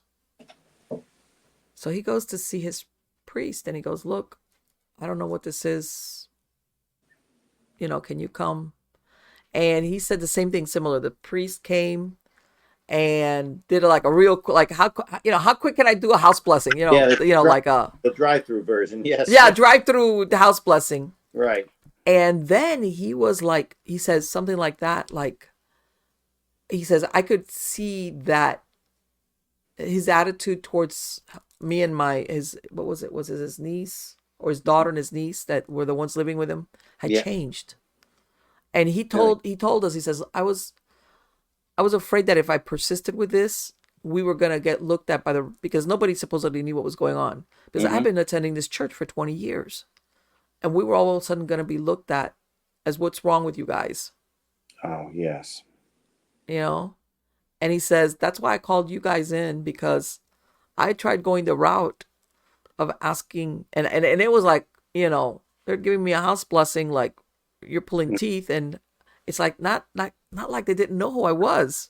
Mm-hmm. And I think he was really hurt by that, as far as that was weird as that sounds, because it's like, okay, you know who I am. I've been coming here for 20 years. I'm not a crazy guy. You know who I am, in other words. Mm-hmm. but you're looking at me like, so I think and he says, and I didn't want, like, in other words, I don't want to go, I want to keep going to my church, and I don't want people to look at me Mm-hmm. with weird eyes. Yes. So he just didn't pursue the thing through the church anymore. Right. Yeah. And I think that I personally, we went there a couple of times, and that I think that not him, but I believe there was something non-human that came in there probably from where they worked at in the psychiatric prison Yes. thing, Mm-hmm. you know, something. And I wouldn't be surprised if it might have even had something to do with his wife's death. Right? It Really. was like a weird, but it was the very normal family. How can I say this? That same thing. They had lived at the same house for 30 years. You know, they have this job. In other words, very normal. And then all of a sudden, they start having this phenomena. And I personally think that, and again, you could tell that he was like, I want help, but that afraid of getting that stigma, Mm-hmm. Yes. Yes, exactly. you know, and that's the thing that people don't realize, that they have been living here all these years in this house. Nothing had ever happened. And it was like, I want to say the house was built like maybe in the 70s. It Yes. wasn't an older house. Mm-hmm. Uh, no phenomena, nothing. Mm-hmm. And then, oh, and then, I believe I can't remember, it was his daughter's niece, had seen like the shadow of a man, like Oh, looking in through one of the back windows of the house that looked out in the backyard. mm-hmm. But Yeah. their whole backyard was fenced with like wooden fences, Yes. like, and it was gated, in other words. And that scared them, because at the beginning they thought, like some other people, that this is like a real person, but they can't figure out why. And a couple of times I would see sometimes these shadows move. One shadow, I'm sorry, I'm not Mhm. only moving like around through those, like in the backyard. And one of the times I remember they were saying that it was really weird, because that particular window had a lot of shrubbery, like saying Yes. it would be impossible for anybody to stand there, because this window, it's got like shrubs there. But they were like, in other words, something that's going through the shrubs, I guess is what I'm saying. Yes. Yes, exactly. Yeah. Yeah. I So can vision. sometimes, yeah, you have to look also as the source of what people do for a living. How's that? That's true. Very good example. That's the very, very, very good example. Good example. And we see. I'm sure you've seen examples of angelic activity too around Yes. in everyday life. Just today, I was on my way driving through Warwick down Airport Road, and it was in a split second. Somebody cut somebody off, and All it was right. the person that got cut off, almost a collision. Somebody was making a left turn. They're in a small sports car and it was a convertible, so there could have been a lot of you know damage done there. And the car just turned just right around, just stepped on the brakes, turned right around like this, facing sideways. And the other Mm-hmm. car went like that, and you could see that the person, like the driver, was just in shock for a while, but no collision, no collision. Yes. It's just, and I could have been involved in it. I was right behind them. I could have been Right. That you think, oh, this is going to be bad. right, exactly. I thought it was just prepare for the worst there, and suddenly I didn't even have time to really pray out loud or anything. There was just that split second, and they were facing the other way, but everybody was unharmed. And all I could do was just this, thank God that everybody was safe. It was something that you might take for granted, but to me, it was just totally miraculous how there wasn't Yes. even a collision. There wasn't even a Yes. collision. Same thing happened to my neighbor across the street, who was a Christian, and he was a couple of years ago. He was driving along, and there was icy roads. He was driving to work, and his pickup truck just went out of control, and it just Mm-hmm. started spinning, and it kept Okay. spinning around like that, and then suddenly it stopped, and he's facing the other way of traffic, and no collision, just facing the other way. I don't know how on Route 95 in rush Okay. hour traffic in the morning. Yes. Could not have hit anybody, just spinning around like that. Then he's facing the other way, and he just turned around and righted himself on the right way, and unharmed. And he was giving somebody else a ride to work, and he said to the passenger said to him, "Joe, I want to drive with you from now on. You've got Yeah, somebody I else." bet. Yeah, and he Let just me, knew it was angelic intervention. He knew the Lord was watching out for him. He just knew there you was. know what? I'm going to ask you, Keith. I'm going to Yeah. ask you about this, what you think. Mm-hmm. And this is something, and by this, you're going to see where I'm leading with this is that back up to like maybe the early 70s, all Yes. the, and I'm going to use movies in Hollywood because I'm sorry, that's for uh, this is, even though I have it on silent, I have a pass through for my family. Anyway, Oh, um, up to the early 70s, like, that in the early 70s, we had all these dark movies like The Exorcist and Rosemary's yes. Baby and The Omen and all that stuff come out. Indeed. All right.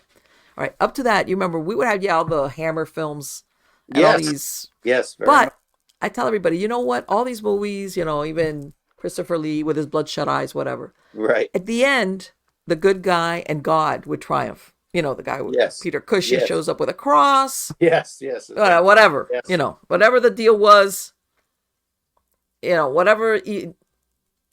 And then after those dark movies started coming out, Mm-hmm. it almost always subjugated the power of God. In other words, the end of these movies always made it look like evil triumphed. Yes. Yeah. And all the movies that came out afterwards, if you look at historically, it almost, they minimize the intervention of God Mm-hmm. or of good or the religious, aspects. And always like evil is all powerful, Yes. Mm-hmm. that kind of deal. And I think that sometimes, that's ingrained in our subconscious mind because, of course, we watch TV and programs and whatever, to where evil, and by this I'm not minimizing, I'm saying is ascendant, and you're like lucky enough if you can get the cross out, and still the devil might go. Right. But do you see what I'm saying? Where they've Yeah. before that, like I want to say back before the 60s, all the way back, it would all these horror movies, everything, whatever it was, good triumph over evil. Yes. And when I mean good as in the good person, if you want to say religious or God or whatever, the religious object. Always, this was what ended the or banished evil. How's that? Yes. And do you think that mentality has fed into sometimes people?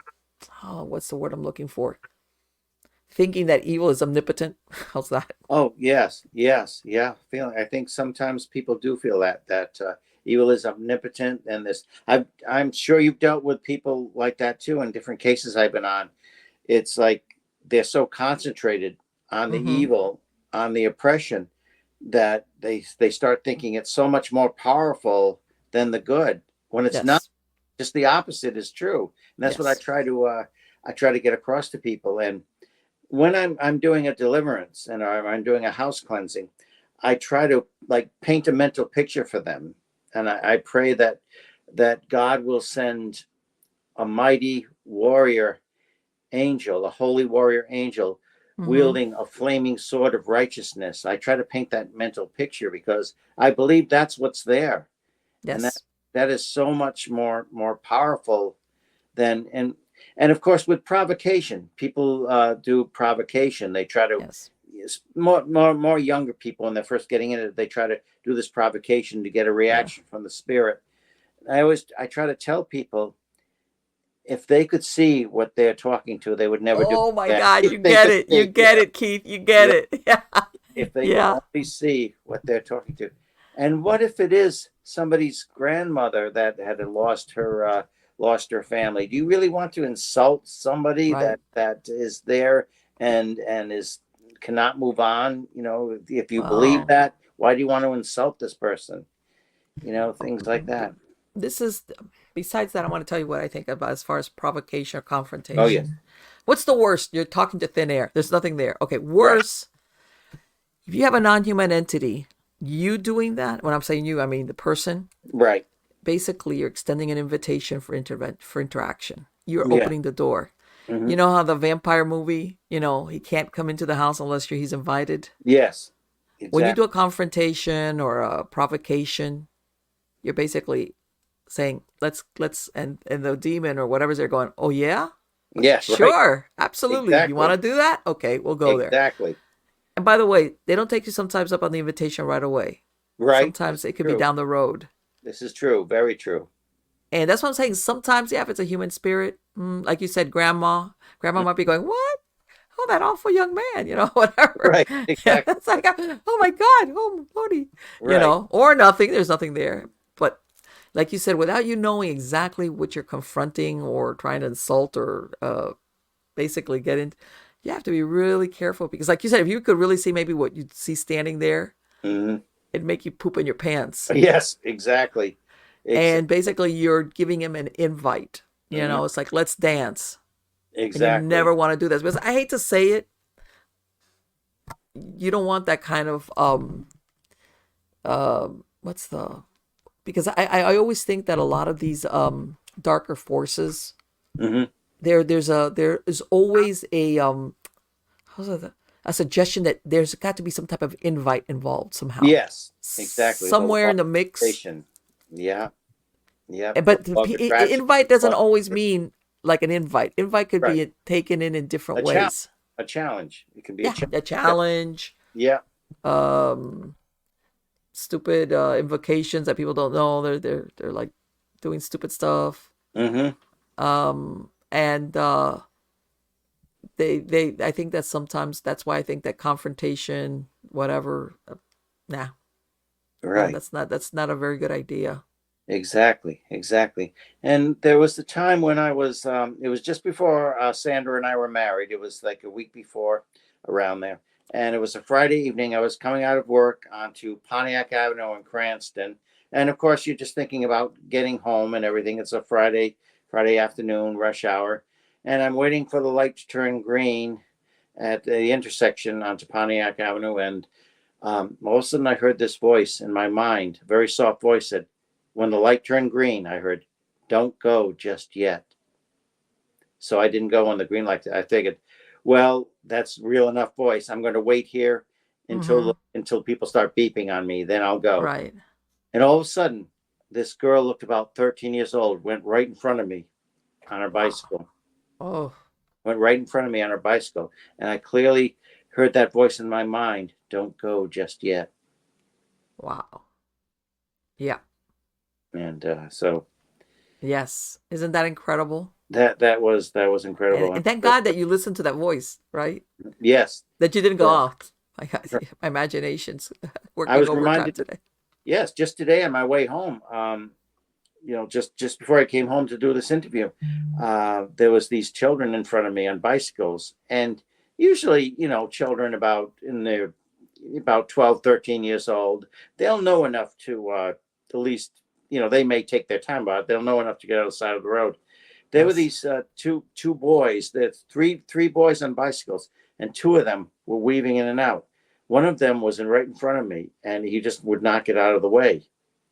I didn't bother beeping at him, but he just would not get out of the way. Then his friend went right in front of him. Then he went in front of me like this. Then his other friend, like just defying. And you're thinking, what are they trying to do? Yes, yes, defying me and I'm praying that they don't do the ultimate thing and start going towards me. But I Right. Exactly. stopped right Exactly. there, and I mean, Yes. just incredible the way they were doing this. It's just Well, I've seen, sometimes I'll see people riding their bikes. I'm talking adults.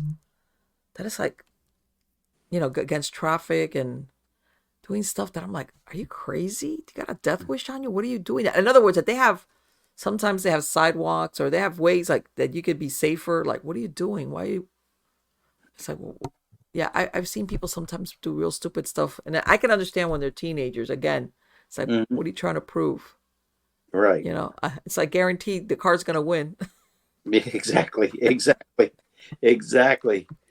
And you know what? But One of my favorite my favorite stories about a priest is Father Damien of Molokai. Yes. Father Damien, and that's in The Exorcist. That's why Uh-huh. Peter Blatty, the name Yes. Damien Karras was named after him. And as you know, Okay. he was the priest that was because he was very outspoken. They wanted to punish him. They wanted to keep him quiet. They transfer him to a leper colony in Molokai. That's the way of keeping him Oh, quiet. yes, that's right. That he ended up Yeah. contracting leprosy. Absolutely. Yes, Yes. yes. They thought he was too outspoken, so they thought hush him up. And what he did was bring so much attention to them. He built a church for them, Yes. Mm-hmm. a school and everything, tried to bring awareness. And he did get in so much trouble.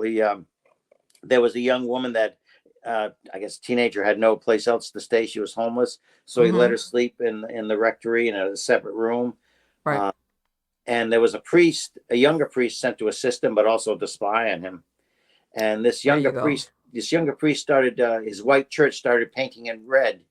That was the last story. He started painting it red so it would look like a school or something like that. It didn't look like a Mm, church anymore. right. And because Damien was his superior, Father Damien, he said, "Why are you playing the church red when I told you not to?" He said, "I think it should be red, and it's going to be red."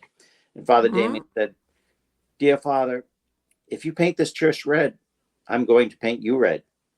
Do we understand each other?"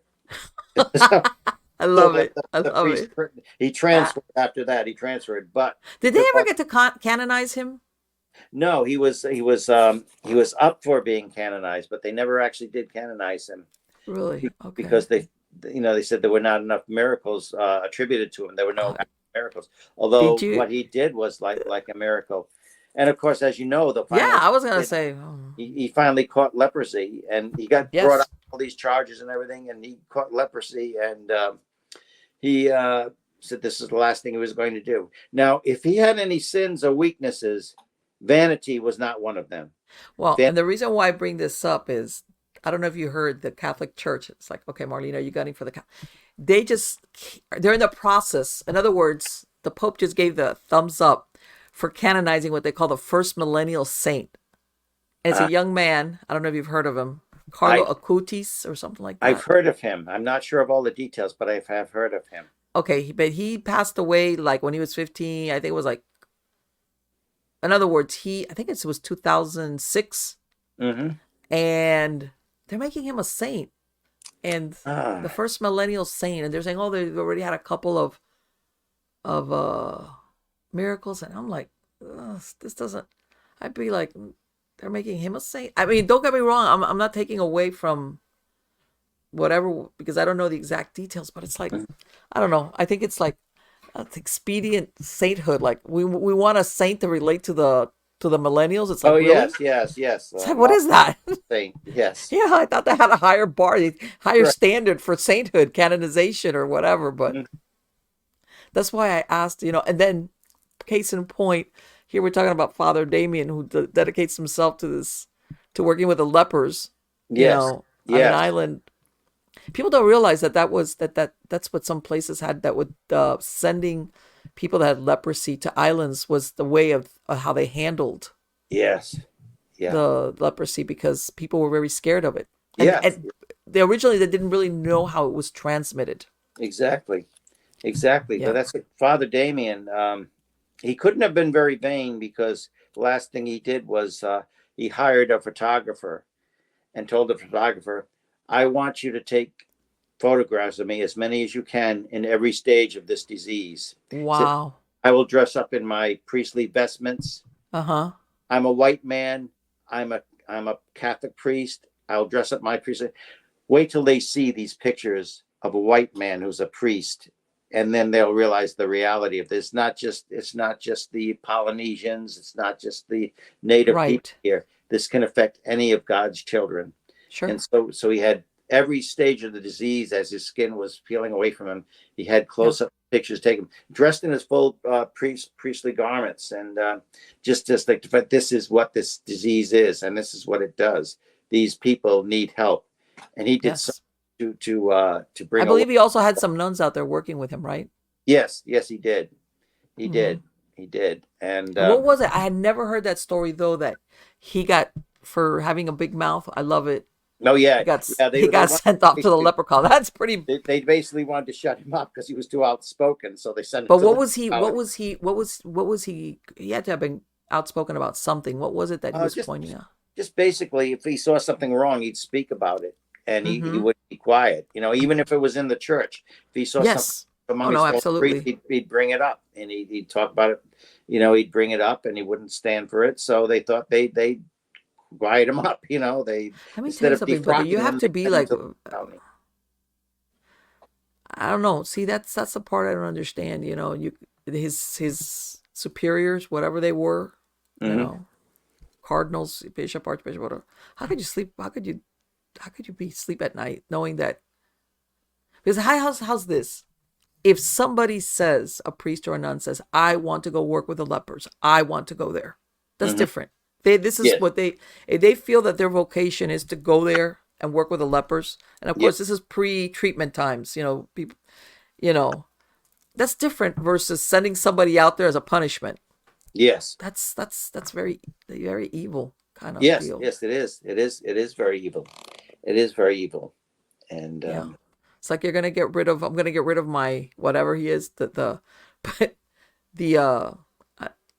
and it's unfortunate that there seemed to be speaking of Malachi Martin, mhm. when he left the church, I always get that feeling that I think that when he left, which he only, I think he kept most of his vows except the one for poverty and one Yes. other one, something Hmm. like that.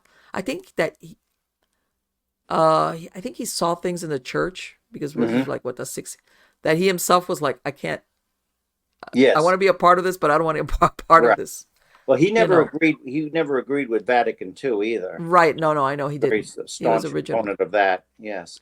but I think he saw other things. I think internally Hmm. that made him like, I want to be a priest, but I can't overcome the problems that he saw Hmm. with the church internally. And then of course, what happened within the stuff. But yeah, that's a whole nother story. Hmm. But Keith, this has been great to talk to you. I could talk to you in hours and hours and hours. This is Yeah, I could great. talk to you for hours as well. You're so knowledgeable, and This you is have a this. you have an incredible grasp of this field and what is actually going on in the Yes, spiritual realm, and that yes, it is a reality. It is yes, a reality. yes. Let me tell you, and I'm sure I know that people say, "Oh, Marlene," but I'm saying there's a wow, what do you want to call it? There's yeah, I'm gonna go there. A fascination with the occult, not with the occult as in, but the darker aspect of the Yes. occult, Hmm. which I think opens the door. And like what they had with the what was it this past Christmas, that they had um a satanic imagery around Hmm. the holidays, and I'm like, what Oh yeah. like where is this? Hmm. And I know that everybody goes, well, freedom of religion and all. It's like, I'm sorry, wait, stop, stop, stop. Hmm. I'm sorry. I know that there's people that will say, well, no, if it's Luciferianism or Satanism or whatever they want to call it, there's a darker aspect to it. There's a very dark aspect to it that I think is, unfortunately, now is, Hmm. how's this, being fanned by whether it's entertainment or Oh yeah. And I think a lot of movies. people are also desensitized as well. Yes. Hmm. Don't you remember when The Exorcist came out? I remember there was people running around going, I mean, the Catholic Church was being overrun by people saying, exorcise me. I think I got Oh yes. Yes. everybody wigged out totally. Yes. Yeah. Okay. It was made the newspapers, how people were like so wigged out. And I want to say that people up to then, for what it's worth, were innocent. Hmm. Like I said before, that the worst you were going to get was maybe some movies that were, a little bit, Right. corny, or vampires, or, maybe a slasher film, but nothing to the Yes. extent of, and I think that's what threw everybody off. Um, that basically it was like, you know, the people were not jaded. And by now, what you're saying, they've become desensitized. Yes. But the problem with that is that the message is still being fed out there. How's that? Yes. The message is still being broadcast. It's still being fed out there. Right. And then I'm going to say it, and there's a lot of young people, and it's sometimes not even young people, who decide that they're going to dabble in the dark stuff. And then it's like, good luck on that, Mm-hmm. because they don't realize that, and maybe you come across it in some of your cases, that when you're saying, I don't want to do this anymore, I don't want to play this anymore, whatever you've contacted, invoked, been Yes. around, participated in a ceremony, or even watched, says, Mm-hmm. well, but I'm not done with you. Oh, yes. Yes, exactly. Exactly. Uh, and then that's, how can I say it? I think that that's where I've even heard of people that have not been actively participating, but they've been witnesses to whether it's a ceremony or an invocation or something with a very dark aspect.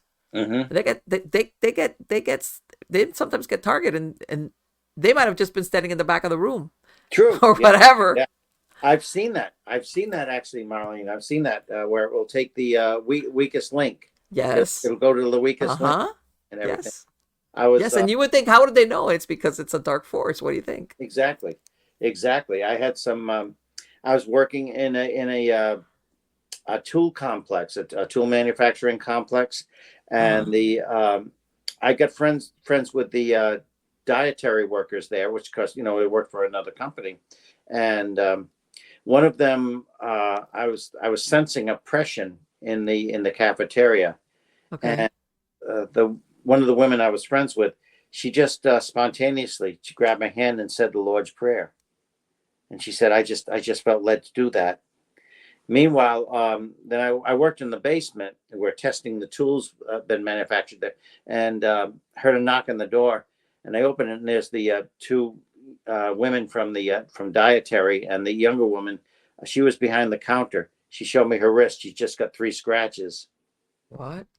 When the other woman grabbed my wrist because I was feeling there was an oppressing spirit there, she said the Lord's Prayer. She said at that moment, she didn't know, she didn't even know that the woman had been praying for me. She felt something scratch her, and she looked, and she had 3 scratches on her wrist. And I asked her, I said, have you ever been baptized? She said, no, I don't come from a religious family. I've never been baptized. And I realized that there was an oppressing spirit there, and it just grabbed onto her for a moment, Okay. gave her a Yeah. little 3 scratches. And it was 3 scratches, the Yes. during the Trinity there. So Yes, right. That they say that that's whether it's the three knockings or the three scratches, or that yeah, supposedly this is like a mocking of the Trinity. right.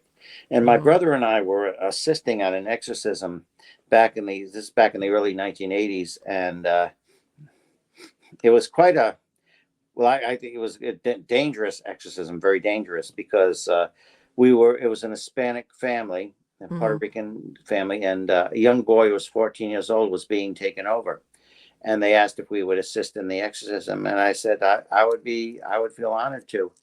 And I said, what's your religion? They said, we're Catholic. And I said, oh, okay, I will certainly assist. We came there, and there's everything set up, and it didn't look quite like they had a big bowl, looked like fruit punch. I said, oh, is that the desserts? Is that refreshments? No, that's the holy water. And it looked the candles looked very ritualistic. And I was very curious, and I was saying, where's the priest? When's the priest going to arrive? Waiting for the father to arrive. And my brother told me there's no priest. The boy's aunt is going to perform the exorcism. And I said, I thought this was Oh. Catholic. And she said, no, this is a Santorian exorcism. Oh, I You know? knew it. I knew it. Holy crap. Here we Yeah. go.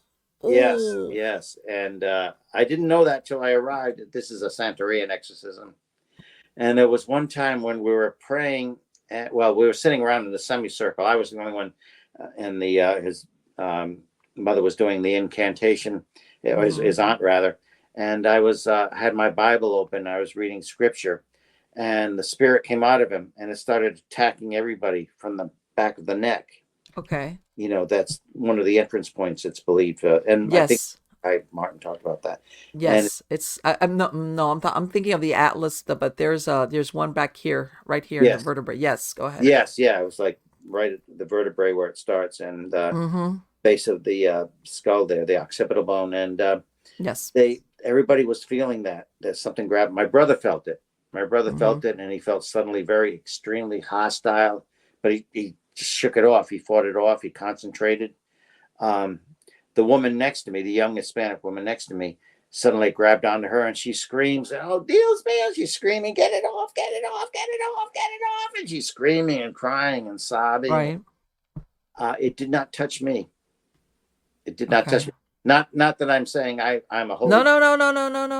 Yes. Simply because I had my Bible open, was reading scripture. It just passed right by me. And finally, what happened?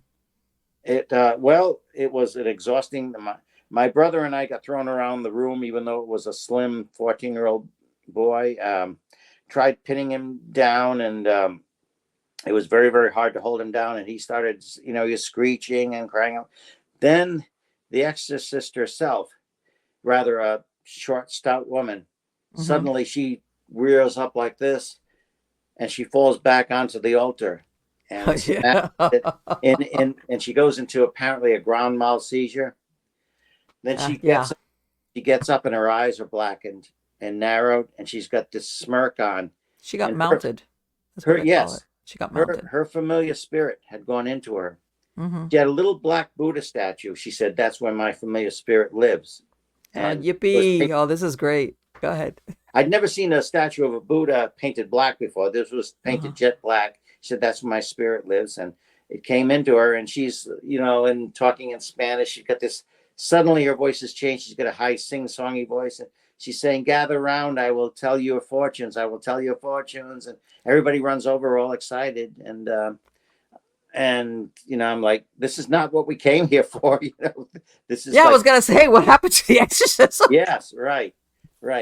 And at the end, he was very exhausted. The boy was very exhausted, and he seemed to be all right, just very exhausted. I didn't think he was, but other people disagree with me. My brother said, "Yeah, I think that was successful." But 2 weeks later, they were driving with him. He was in the car, and they went by a church, and I believe mass was going on at the time. And suddenly he's bolted up and started screaming and was taken over again. So they stepped on the gas, and they went around the corner, and he stopped, so. I guess no. Yeah. What was it prior to that? What was it why did they think he was possessed? What was he doing? He was having these episodes where suddenly he would jump up, and he would be fine. He was a soft-spoken young guy, 14 years old. Right. And suddenly he became very bestial and would start screaming. His eyes became wild. And my brother stayed over once. They asked my brother to stay over to witness this. So my brother was sleeping. He was not asleep. He was on the sofa. And all of a sudden the door burst open, and there's the boy screaming. And I don't know how he did that. My brother described he's going around like a top, like this. He's just like a whirling dervish kind of thing. Right. He's just spinning around the room like this, screaming. And then he jumps up on the sofa with this maniacal laugh and screaming and falling back. Then he gets up. What happened? He has no remembrance of what happened. The reason why I say this is because Santeria, unfortunately, they believe in keeping these spirits around for divination purposes. Yes. All right. People don't realize. So it's like, when you're telling me the ant is coming to do this, it's like, are you kidding me? They're the ones that will welcome in all these discarnates because they use them for divination. And in some cases, that's where you said also in voodoo where they get mounted, basically like what you saw. That it's like a voluntary possession, temporary kind of still, but whatever. Well, that's a good point, Marlene, because there was one time he was on the floor and he was screaming during the exorcism, and I probably shouldn't have spoken to him, but there was no priest there or anything to guide. Right. So I did say to the spirit, "You realize you're going to have to leave this boy." And suddenly they said, "No, we don't want it to leave. We don't want it to leave. We don't want it to leave." I thought an exorcism was to get it to leave. But no, we want to find out things. We want to talk to it. But, yes. So. Exactly. So they kind of lured you guys there under false pretenses because you guys were thinking a legit exorcism. That's what I thought. I thought I was going to be very, I'll stay in the background, whatever the priest, if he needs me to try to hold him down, I will do that. If he needs me to repeat, to respond in the liturgy, I will. Otherwise, I'll just stand there. I'll defer to Mm-hmm. the priest authority. But no, that's the opposite of what it was like. It really was. Well, sometimes maybe they got, who knows what they, who, I'm telling you, a lot of that stuff leaves the door open. And if there's there's the brujeria, or what they call palo mayombe, which is the dark side of santeria, even though santeros have their own problems Hmm. with some of the stuff they pull in as Yeah. far as working with the dead, or binding them. Yes. They use them, sometimes they bind them, in some of their, that's why when you said that bowl, I was like, oh my God, what bowl? But they Right. have different things in other words, that they use the spirits of the dead for different, besides the divination, they use them Yes. for a lot of other stuff as messengers or curses or you name it. So yeah, that poor kid. I don't see him. I know without knowing, but I don't think he was. And in it's people don't understand that somehow or other they can still mix this with Catholicism. Oh How's that? yes, yes, yes. That's exactly what it was, because they You had, know? little saints, the statues, Yeah. everything like that. And I bet you. Did you go to all the rooms in the house? yes, I did. And No closets, because sometimes you'll either go find a room, or if not, you'll open up a closet, and it'll be that they'll have oh, I wouldn't have been all I wouldn't have been surprised at all, because ceremonial, they all did have the statues stuff. there. And Yeah. yes, they have an altar set up and everything. I went to Yeah. a Sandra and I and our group near was sent to a house in Providence, Uh where huh. we were supposed to do a deliverance of the spirit, or do a house cleansing there. And they said, I said, "What's your religion?" They didn't say that they were. They said they were Catholic. They didn't Uh say, huh. but there's the grandmother has the the abuela has the altar there with all the saints and everything set up very Right. neatly and everything, and she does her prayers in front of that. And I could tell it was, if it wasn't Santeria, it was something very very similar. Okay. Yeah. And they were having problems, and we were going to do our thing there, but the woman looked at Sandra, the homeowner. She said, "So are you the psychic? Are you the psychic? You're going to tell me what spirits are here and everything?" And There you go. Sandra says, "No, I'm not. I'm not a I'm here to sensitive." get rid of them. How's that? Right, right, exactly. That's what they were there for. So, and unfortunately, she had a little girl that was just walking around, a 2-year-old, and Uh, you know, yeah. Yes. Yes. That can go very badly in a hmm lot of different ways, and I mean that has a very dark aspect to it. That they don't. They try to whitewash it. yes, hmm But it very easily is the it can get very very dark. And again, when you're using blood sacrifices, because of course you know that they allow, well, as a matter of fact, here in Florida, in Hialeah's, where was it, what is it, the 1980s, hmm that one of the what they call the babalao, or the, like a priest, yes. he got brought up on animal cruelty charges because he was sacrificing chickens, Oh, and he took it through the court systems based on religious beliefs, and it got, in other words, the law was on his side, that he proved that the sacrifice was part of their religious observations. right. All Yes, right. I remember that being in the court system. I didn't know Yeah, this was, I want exactly to say how it was the they. 1980s, something like that. Yes, I didn't know exactly how it was resolved, but they Well, did no, resolve. I'm sorry, be quiet, you guys. Who knows what they're. Anyway, yeah, my audience, don't worry, knows every. See, but the but the thing is that they kill chickens, goats, Hmm. and that, how's this? The bigger the problem, the bigger the sacrifice. Yes. How's that? Hmm. And they in some instances, like I said, that's a whole nother show. Maybe you could come back and we could talk about that, Keith, Yes. where some of these darker aspects, not even Santeria or this, other, you know, forget how they want to call themselves. Well, the ultimate sacrifice is a human sacrifice. Oh yes. Yeah. All right. And there you're talking, but the bigger like I said, the bigger the problem, or the bigger the, what do you call it? Not the supplication, but what you want. How's that? Right. Right. You Exactly. know, the ultimate is Right. The petition and the the yeah. petition, right? Right. That's the end all be all, Right. is Exactly. a human sacrifice. And people go, "Oh, Marlene, satanic panic." And I'm like, "No. not quite. Oh, There's no that's panic. a People are reality not. too. That is a reality. That is, Yes, yes. you It's know, and that, unfortunate they've poo-pooed it a lot, but there's more. And now they're discovering that a lot of crime scenes, Keith, basically the police and even the detectives didn't know what they were looking at as far as occult symbolism left at crime yes, scenes, right, exactly.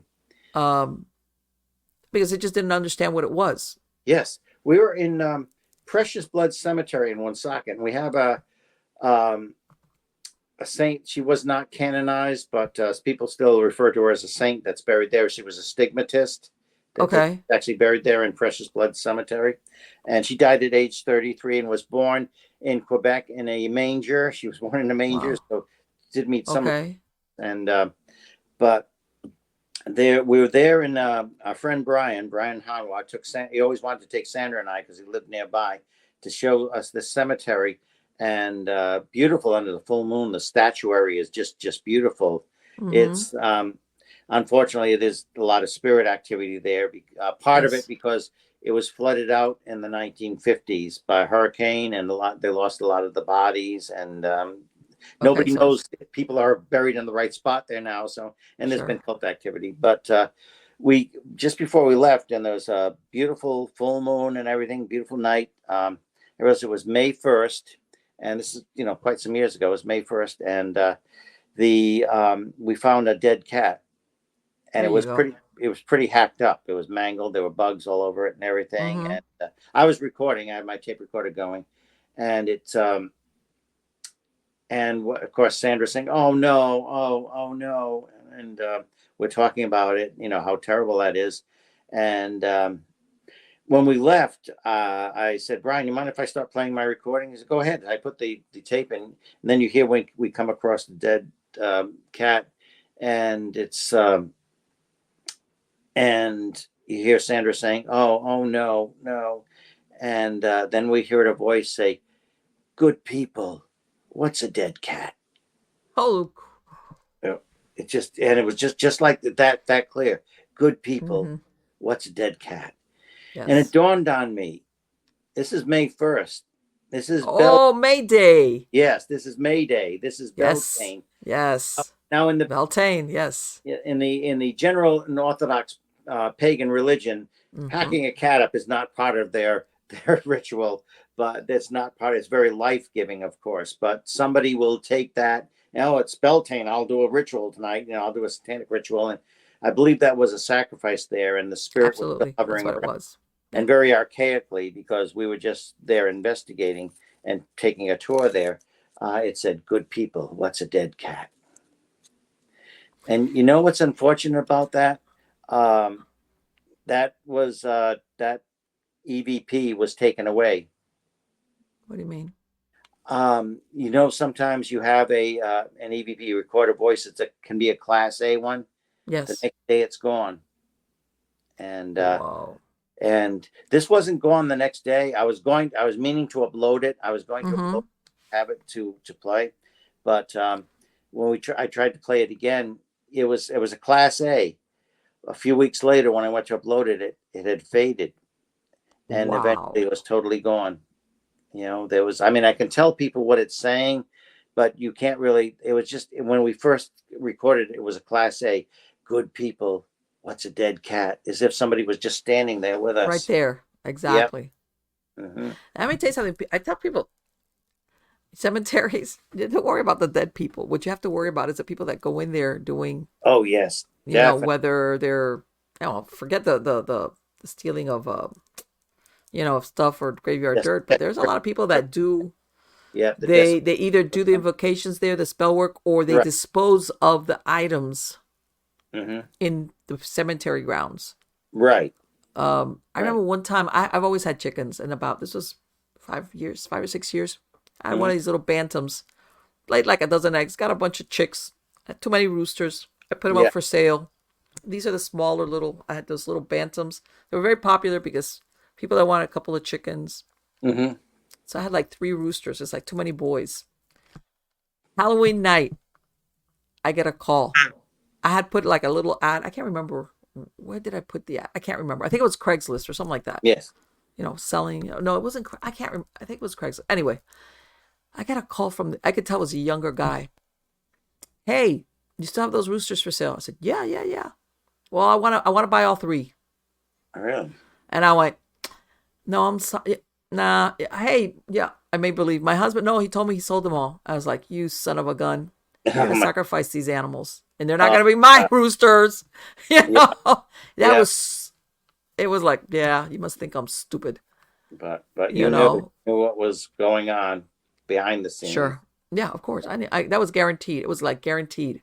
First of all, you're calling me how some young guy wants not one rooster, but the three roosters that I have now. Mm-hmm. So yeah, I know that a lot of times people do some of the stuff that goes on in and like you said, because if you say, well, a dead cat, maybe the cat was hurt and it goes in there and it dies, that's different.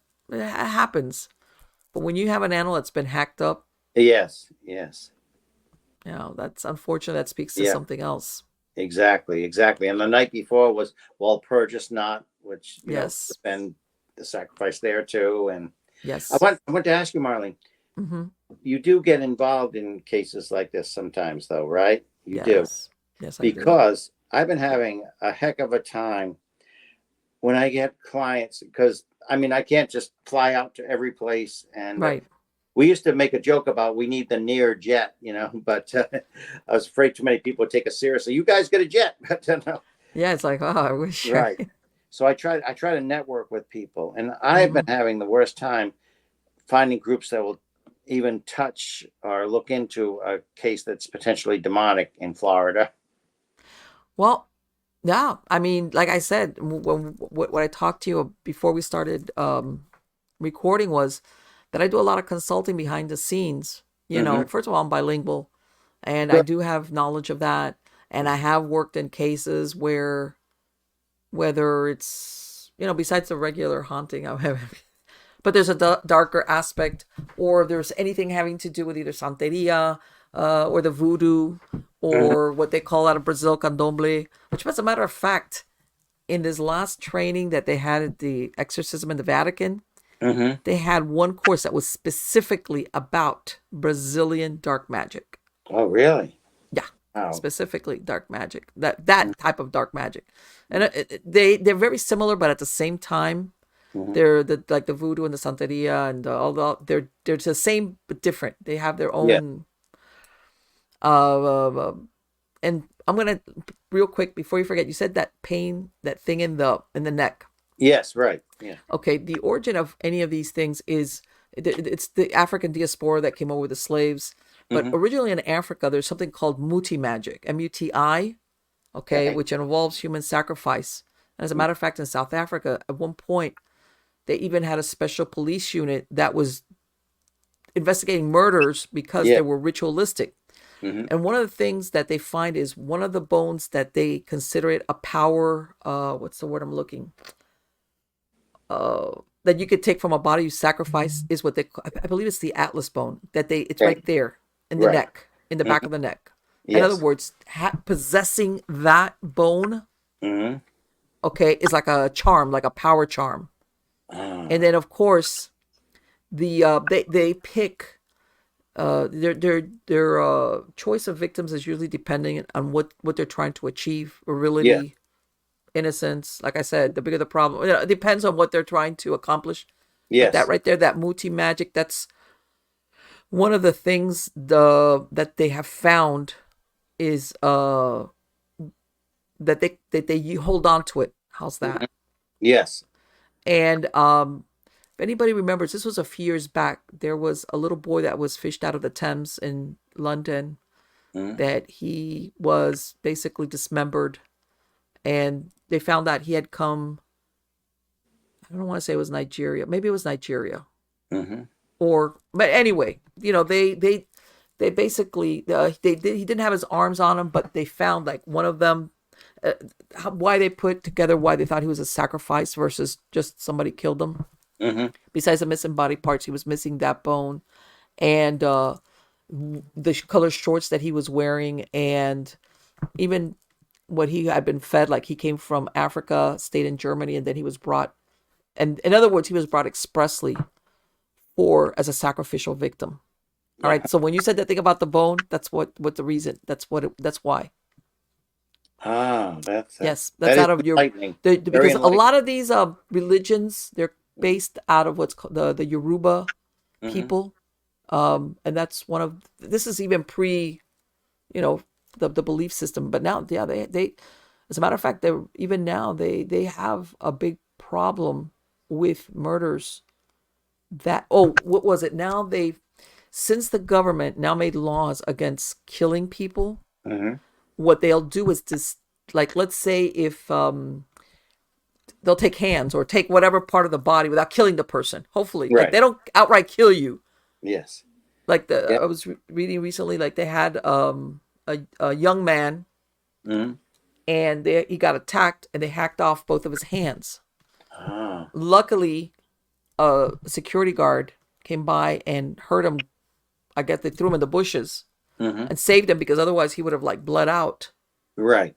Right. Exactly. Okay, but in other words, okay, we won't kill you, but we'll just take, which is if you dismember somebody, if you take their hands and you don't give them medical attention, they're more than likely they're going to bleed out and they're going to die. Yeah. But Yes. that's how they get around because now the government is saying, hey, no more killing people. Okay, well, we'll just take body parts. Oh, wow. Oh my But goodness. yeah, but there's the very dark aspect as far as that's concerned, and yeah, we got to get together and we'll talk about that. Yeah. Um, Yes.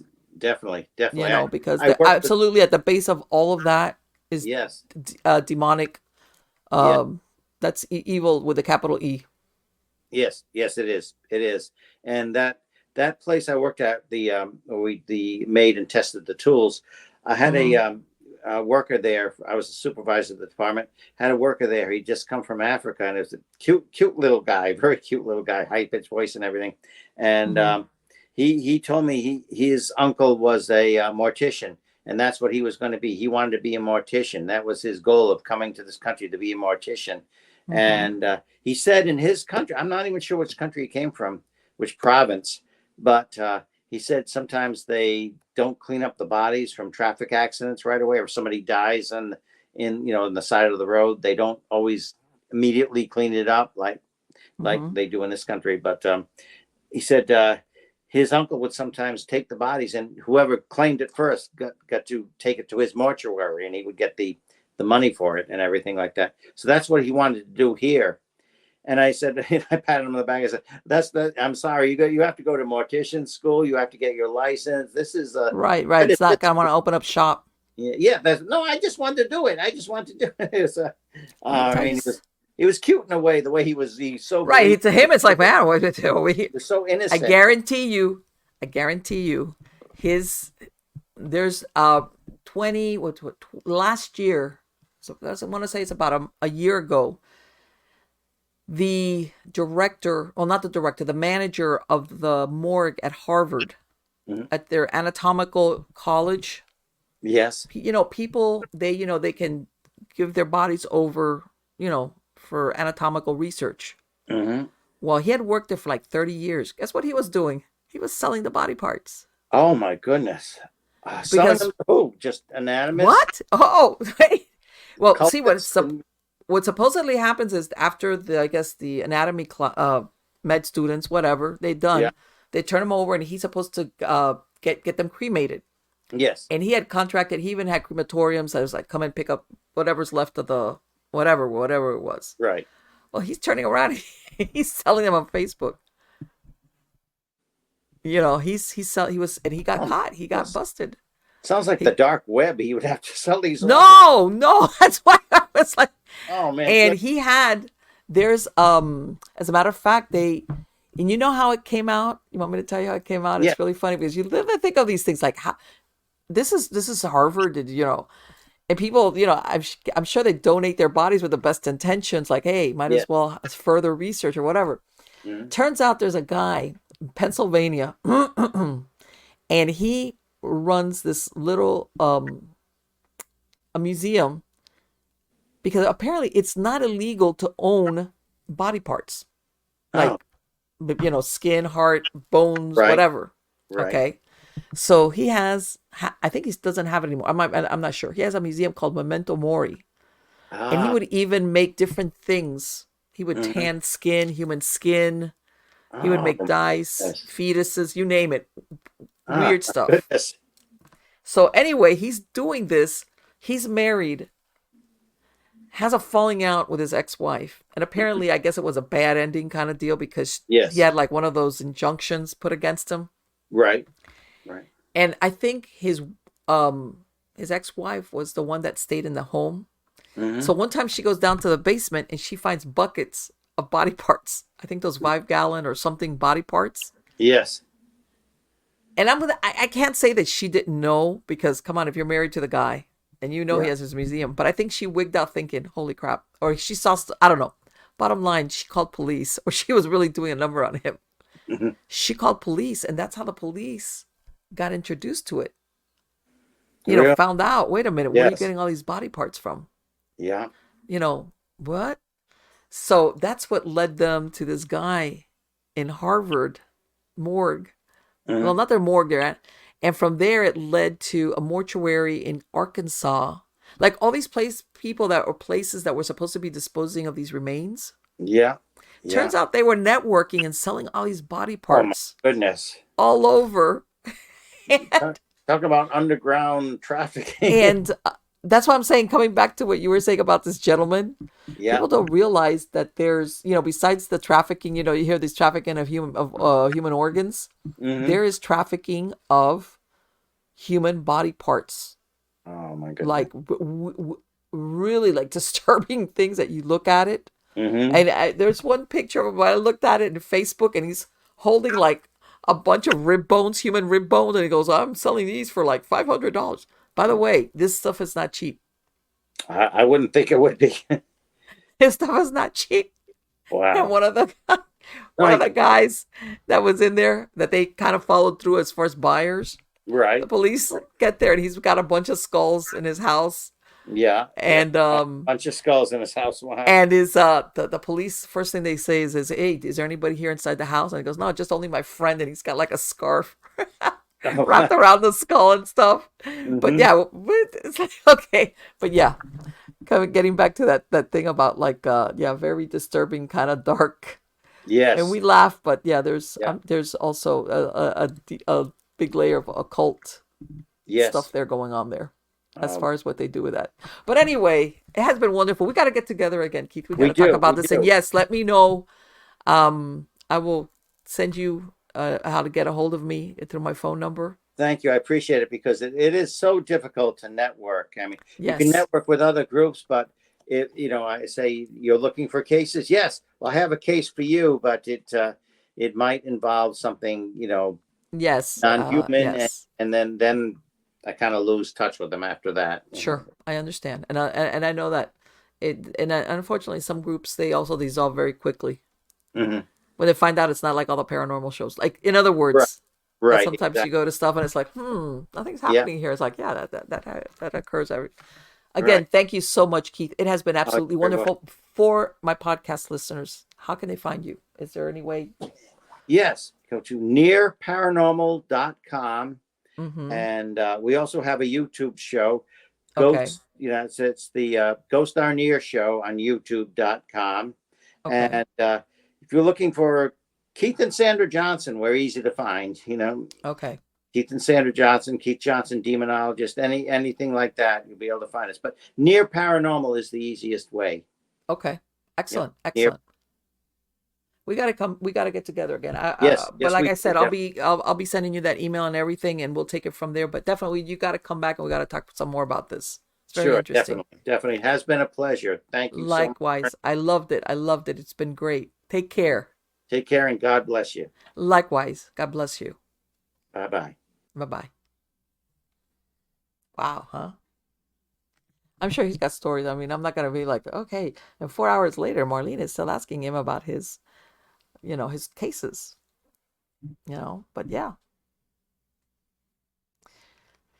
because, um, like he said, it's one thing to go out on the regular, good old dead person case, if there is something there. like he said, is it somebody that's lost, human soul that's lost? Is it somebody that maybe, like I said before, had religious beliefs that thought, I'm going to go to hell? People sometimes, they, that might be a concern, you know, or they're just very attached to the possessions, their house, or they maybe thought there was no afterlife. They thought that that's it. Once you die, and that's the end of that. Then they find out, oops. Or maybe the very simple, which you you do run across this, you will have entities that just don't know they're dead. They didn't get the memo. They might have died suddenly, violently, like, or unconscious, or under the effects of drugs or anesthetized, and the transition, it escaped them. And you will, even in older writings that you talk to, even some of, and I know people are going to say, well, Marlene, back then there was a lot of mediums and spiritualists, that there was a bunch of BS. Some, yes, there was a lot that weren't. Some very good sources.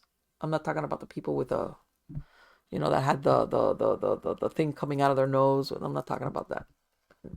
Which I never got that part. Like, why do you have to have like ectoplasm come out of your belly button for whatever? Anyway, that they would say that certain discarnates, certain spirits, after a while of them being, if you want to call it, out of the presence of the divine, of being on this plane, which is not, they kind of develop kind of like an amnesia of who they were, what happened to them. They were just like, anyway. Yes, there's cases like that where that's what you're dealing with. And sometimes it's just a question of telling them you're dead, or helping them, be on their way. Whatever the case might be. Or just telling them to get out of here. You're dead. Bye-bye. You don't need a house. You don't need the clothes. It's not your house anymore anyway. Whatever. Get out. Whatever. But then there's what he's talking about, which is like, if you're talking a non-human entity, notice I'm not using the D word because it's very loaded. What you're gonna go through, what is it, the tunnel of light? Yeah, they're not. They're and I said I've heard of cases, and I've been involved in cases where you have both. You have your human spirit, who sometimes is even manipulated, or even the human spirits are scared of a darker, non-human entity that's there, that sometimes even keeps them trapped. Because remember, the purpose of evil is to make humans suffer and anguish and suffer.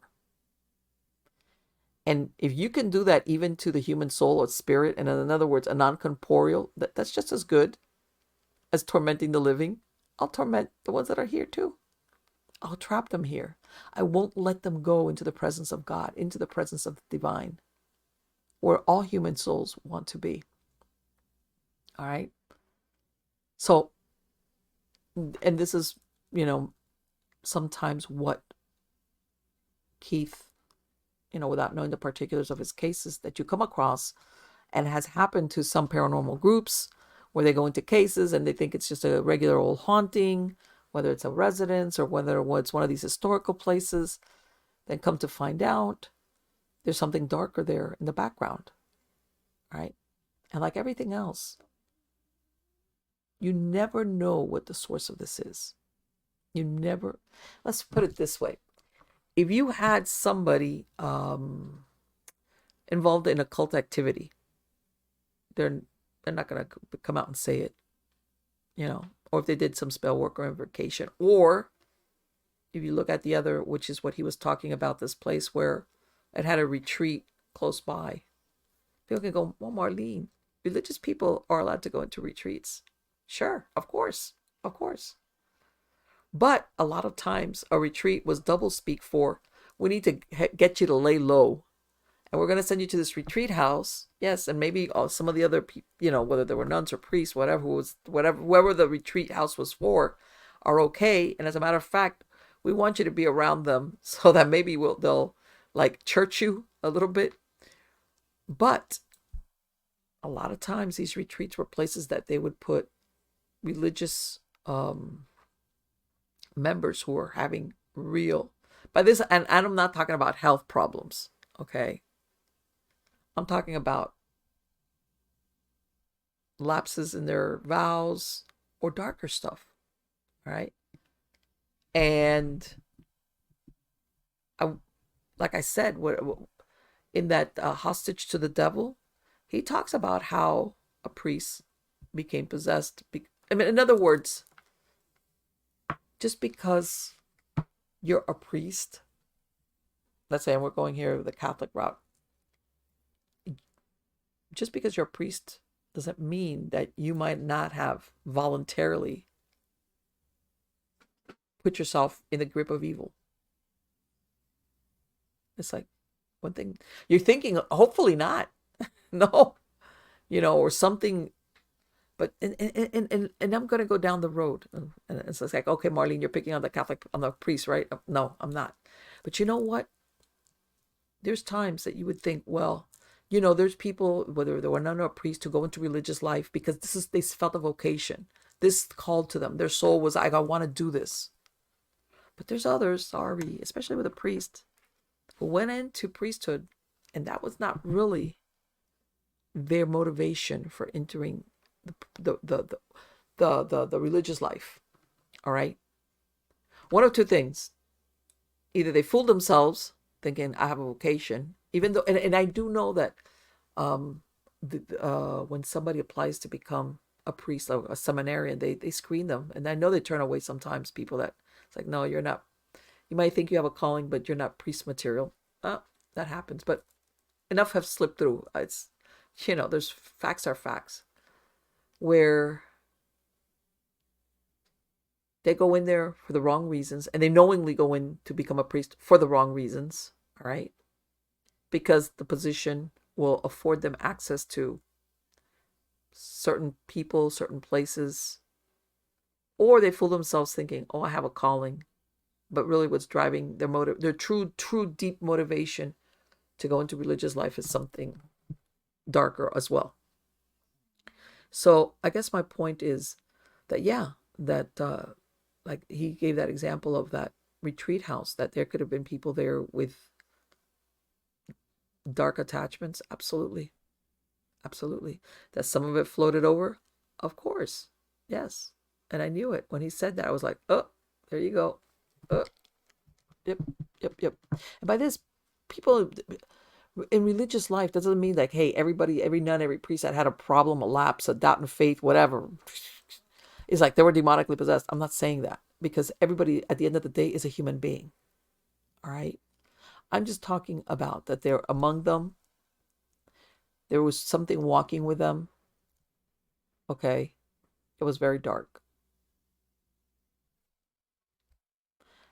And therefore, these are the cases that sometimes, like he was saying, that you could say, well, let's say when you want a case like one of these that you're thinking, well, it's a typical haunting in the sense that maybe not, and then once you get there, it takes on a darker aspect, or what the family's describing, or certain things that I'm sure Keith would say are your tip-offs to like, this is really like, there's something here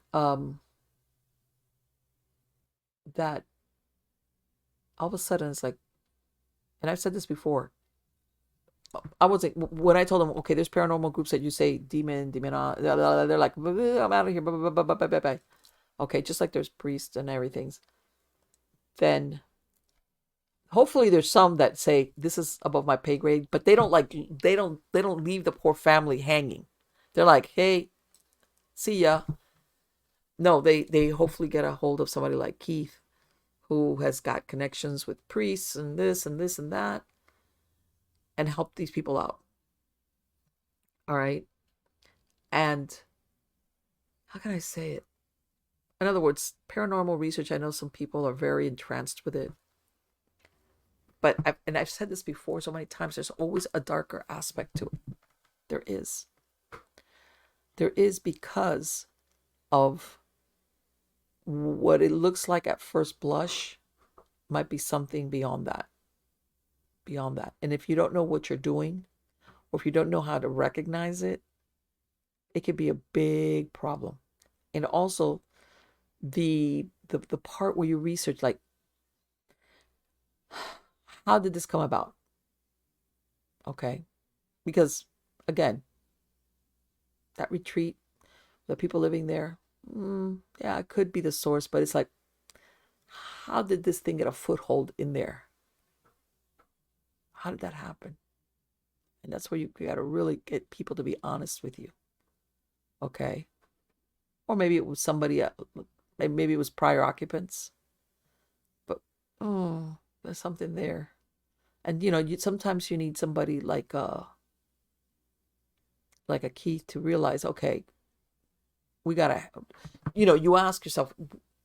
In other words, you can't exorcise a person or deliver them or whatever you want to do if these people, if whoever is, or the family or the people surrounding them, are not willing to, are a part of it. Like he was saying in this other one, no, don't get rid of it. It's like, what? Okay, we got a problem here.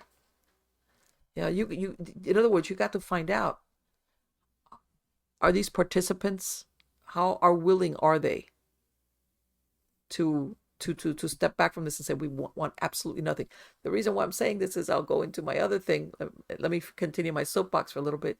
Is that even when you say you have, whether it's clergy or somebody like Keith or somebody come in there and they do a house blessing and they do this and they do a deliverance, if you think that that's over, whoever's involved in this, if it's one person, but the family, whoever lives in that household, you have got to continue in your religious practices. You've got to continue in even doing your own blessings of your home. Okay? This is not like a one, that's it, it's over. Oh, they came, they sprinkled holy water, it's gone, it's left. No, you cannot do that. And some people don't realize that once that happens, like, in other words, you do not go to paranormal stuff. You don't go to cemeteries, for the love of Mike. Please, please. All right. And you say, well, but whatever it was is gone. Yes, but what? In other words, you have this, how can I say, you always have this weak point. Okay. That's your Achilles heel when it comes to the darker side of the paranormal, which you are prohibited from then on of getting involved with anything. Well, when I mean go to cemeteries, I don't mean like if somebody dies in your family. Yes, of course. I'm talking about, oh, let's go legend tripping in the cemetery or some crap like that. Or, oh, we're going to go do EVPs in the cemetery. What are you thinking of? No. This is it. This is no more. Ouija boards, let's not even go there. Okay? Even if you're going to watch somebody, no. This is, you cannot dabble. Nothing, no more. Absolutely nothing. And some people find that hard to think that once they've gone through this process, that you would think, what? I would never take a chance of it happening again or opening that door again. It'd be like, no, never again. Yeah, my curiosity might be piqued, but guess what? I already had a bad experience. I'm never going to allow that to happen. Okay, because I know that I have that weakness, that point. And when I say that person, it could be the whole family in and of itself. If they were affected by it, even if there was one target person in there, the whole family's got to be like, no, we're not getting involved in any type of occult or dark or scary or paranormal or whatever. No. Nope. Because, how's this? They never forget about you.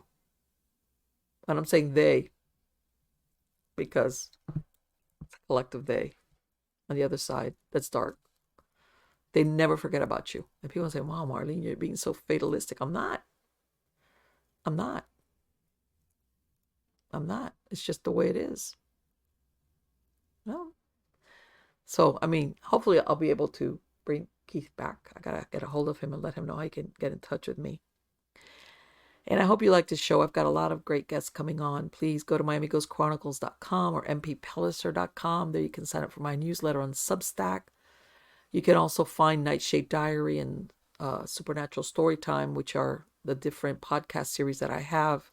You can find me on Spreaker, on all the different podcast platforms. And on also, besides YouTube, you can find me also on all the different, you can find me on BitChute, on Rumble, CloutHub. I do the video version of everything there also as well.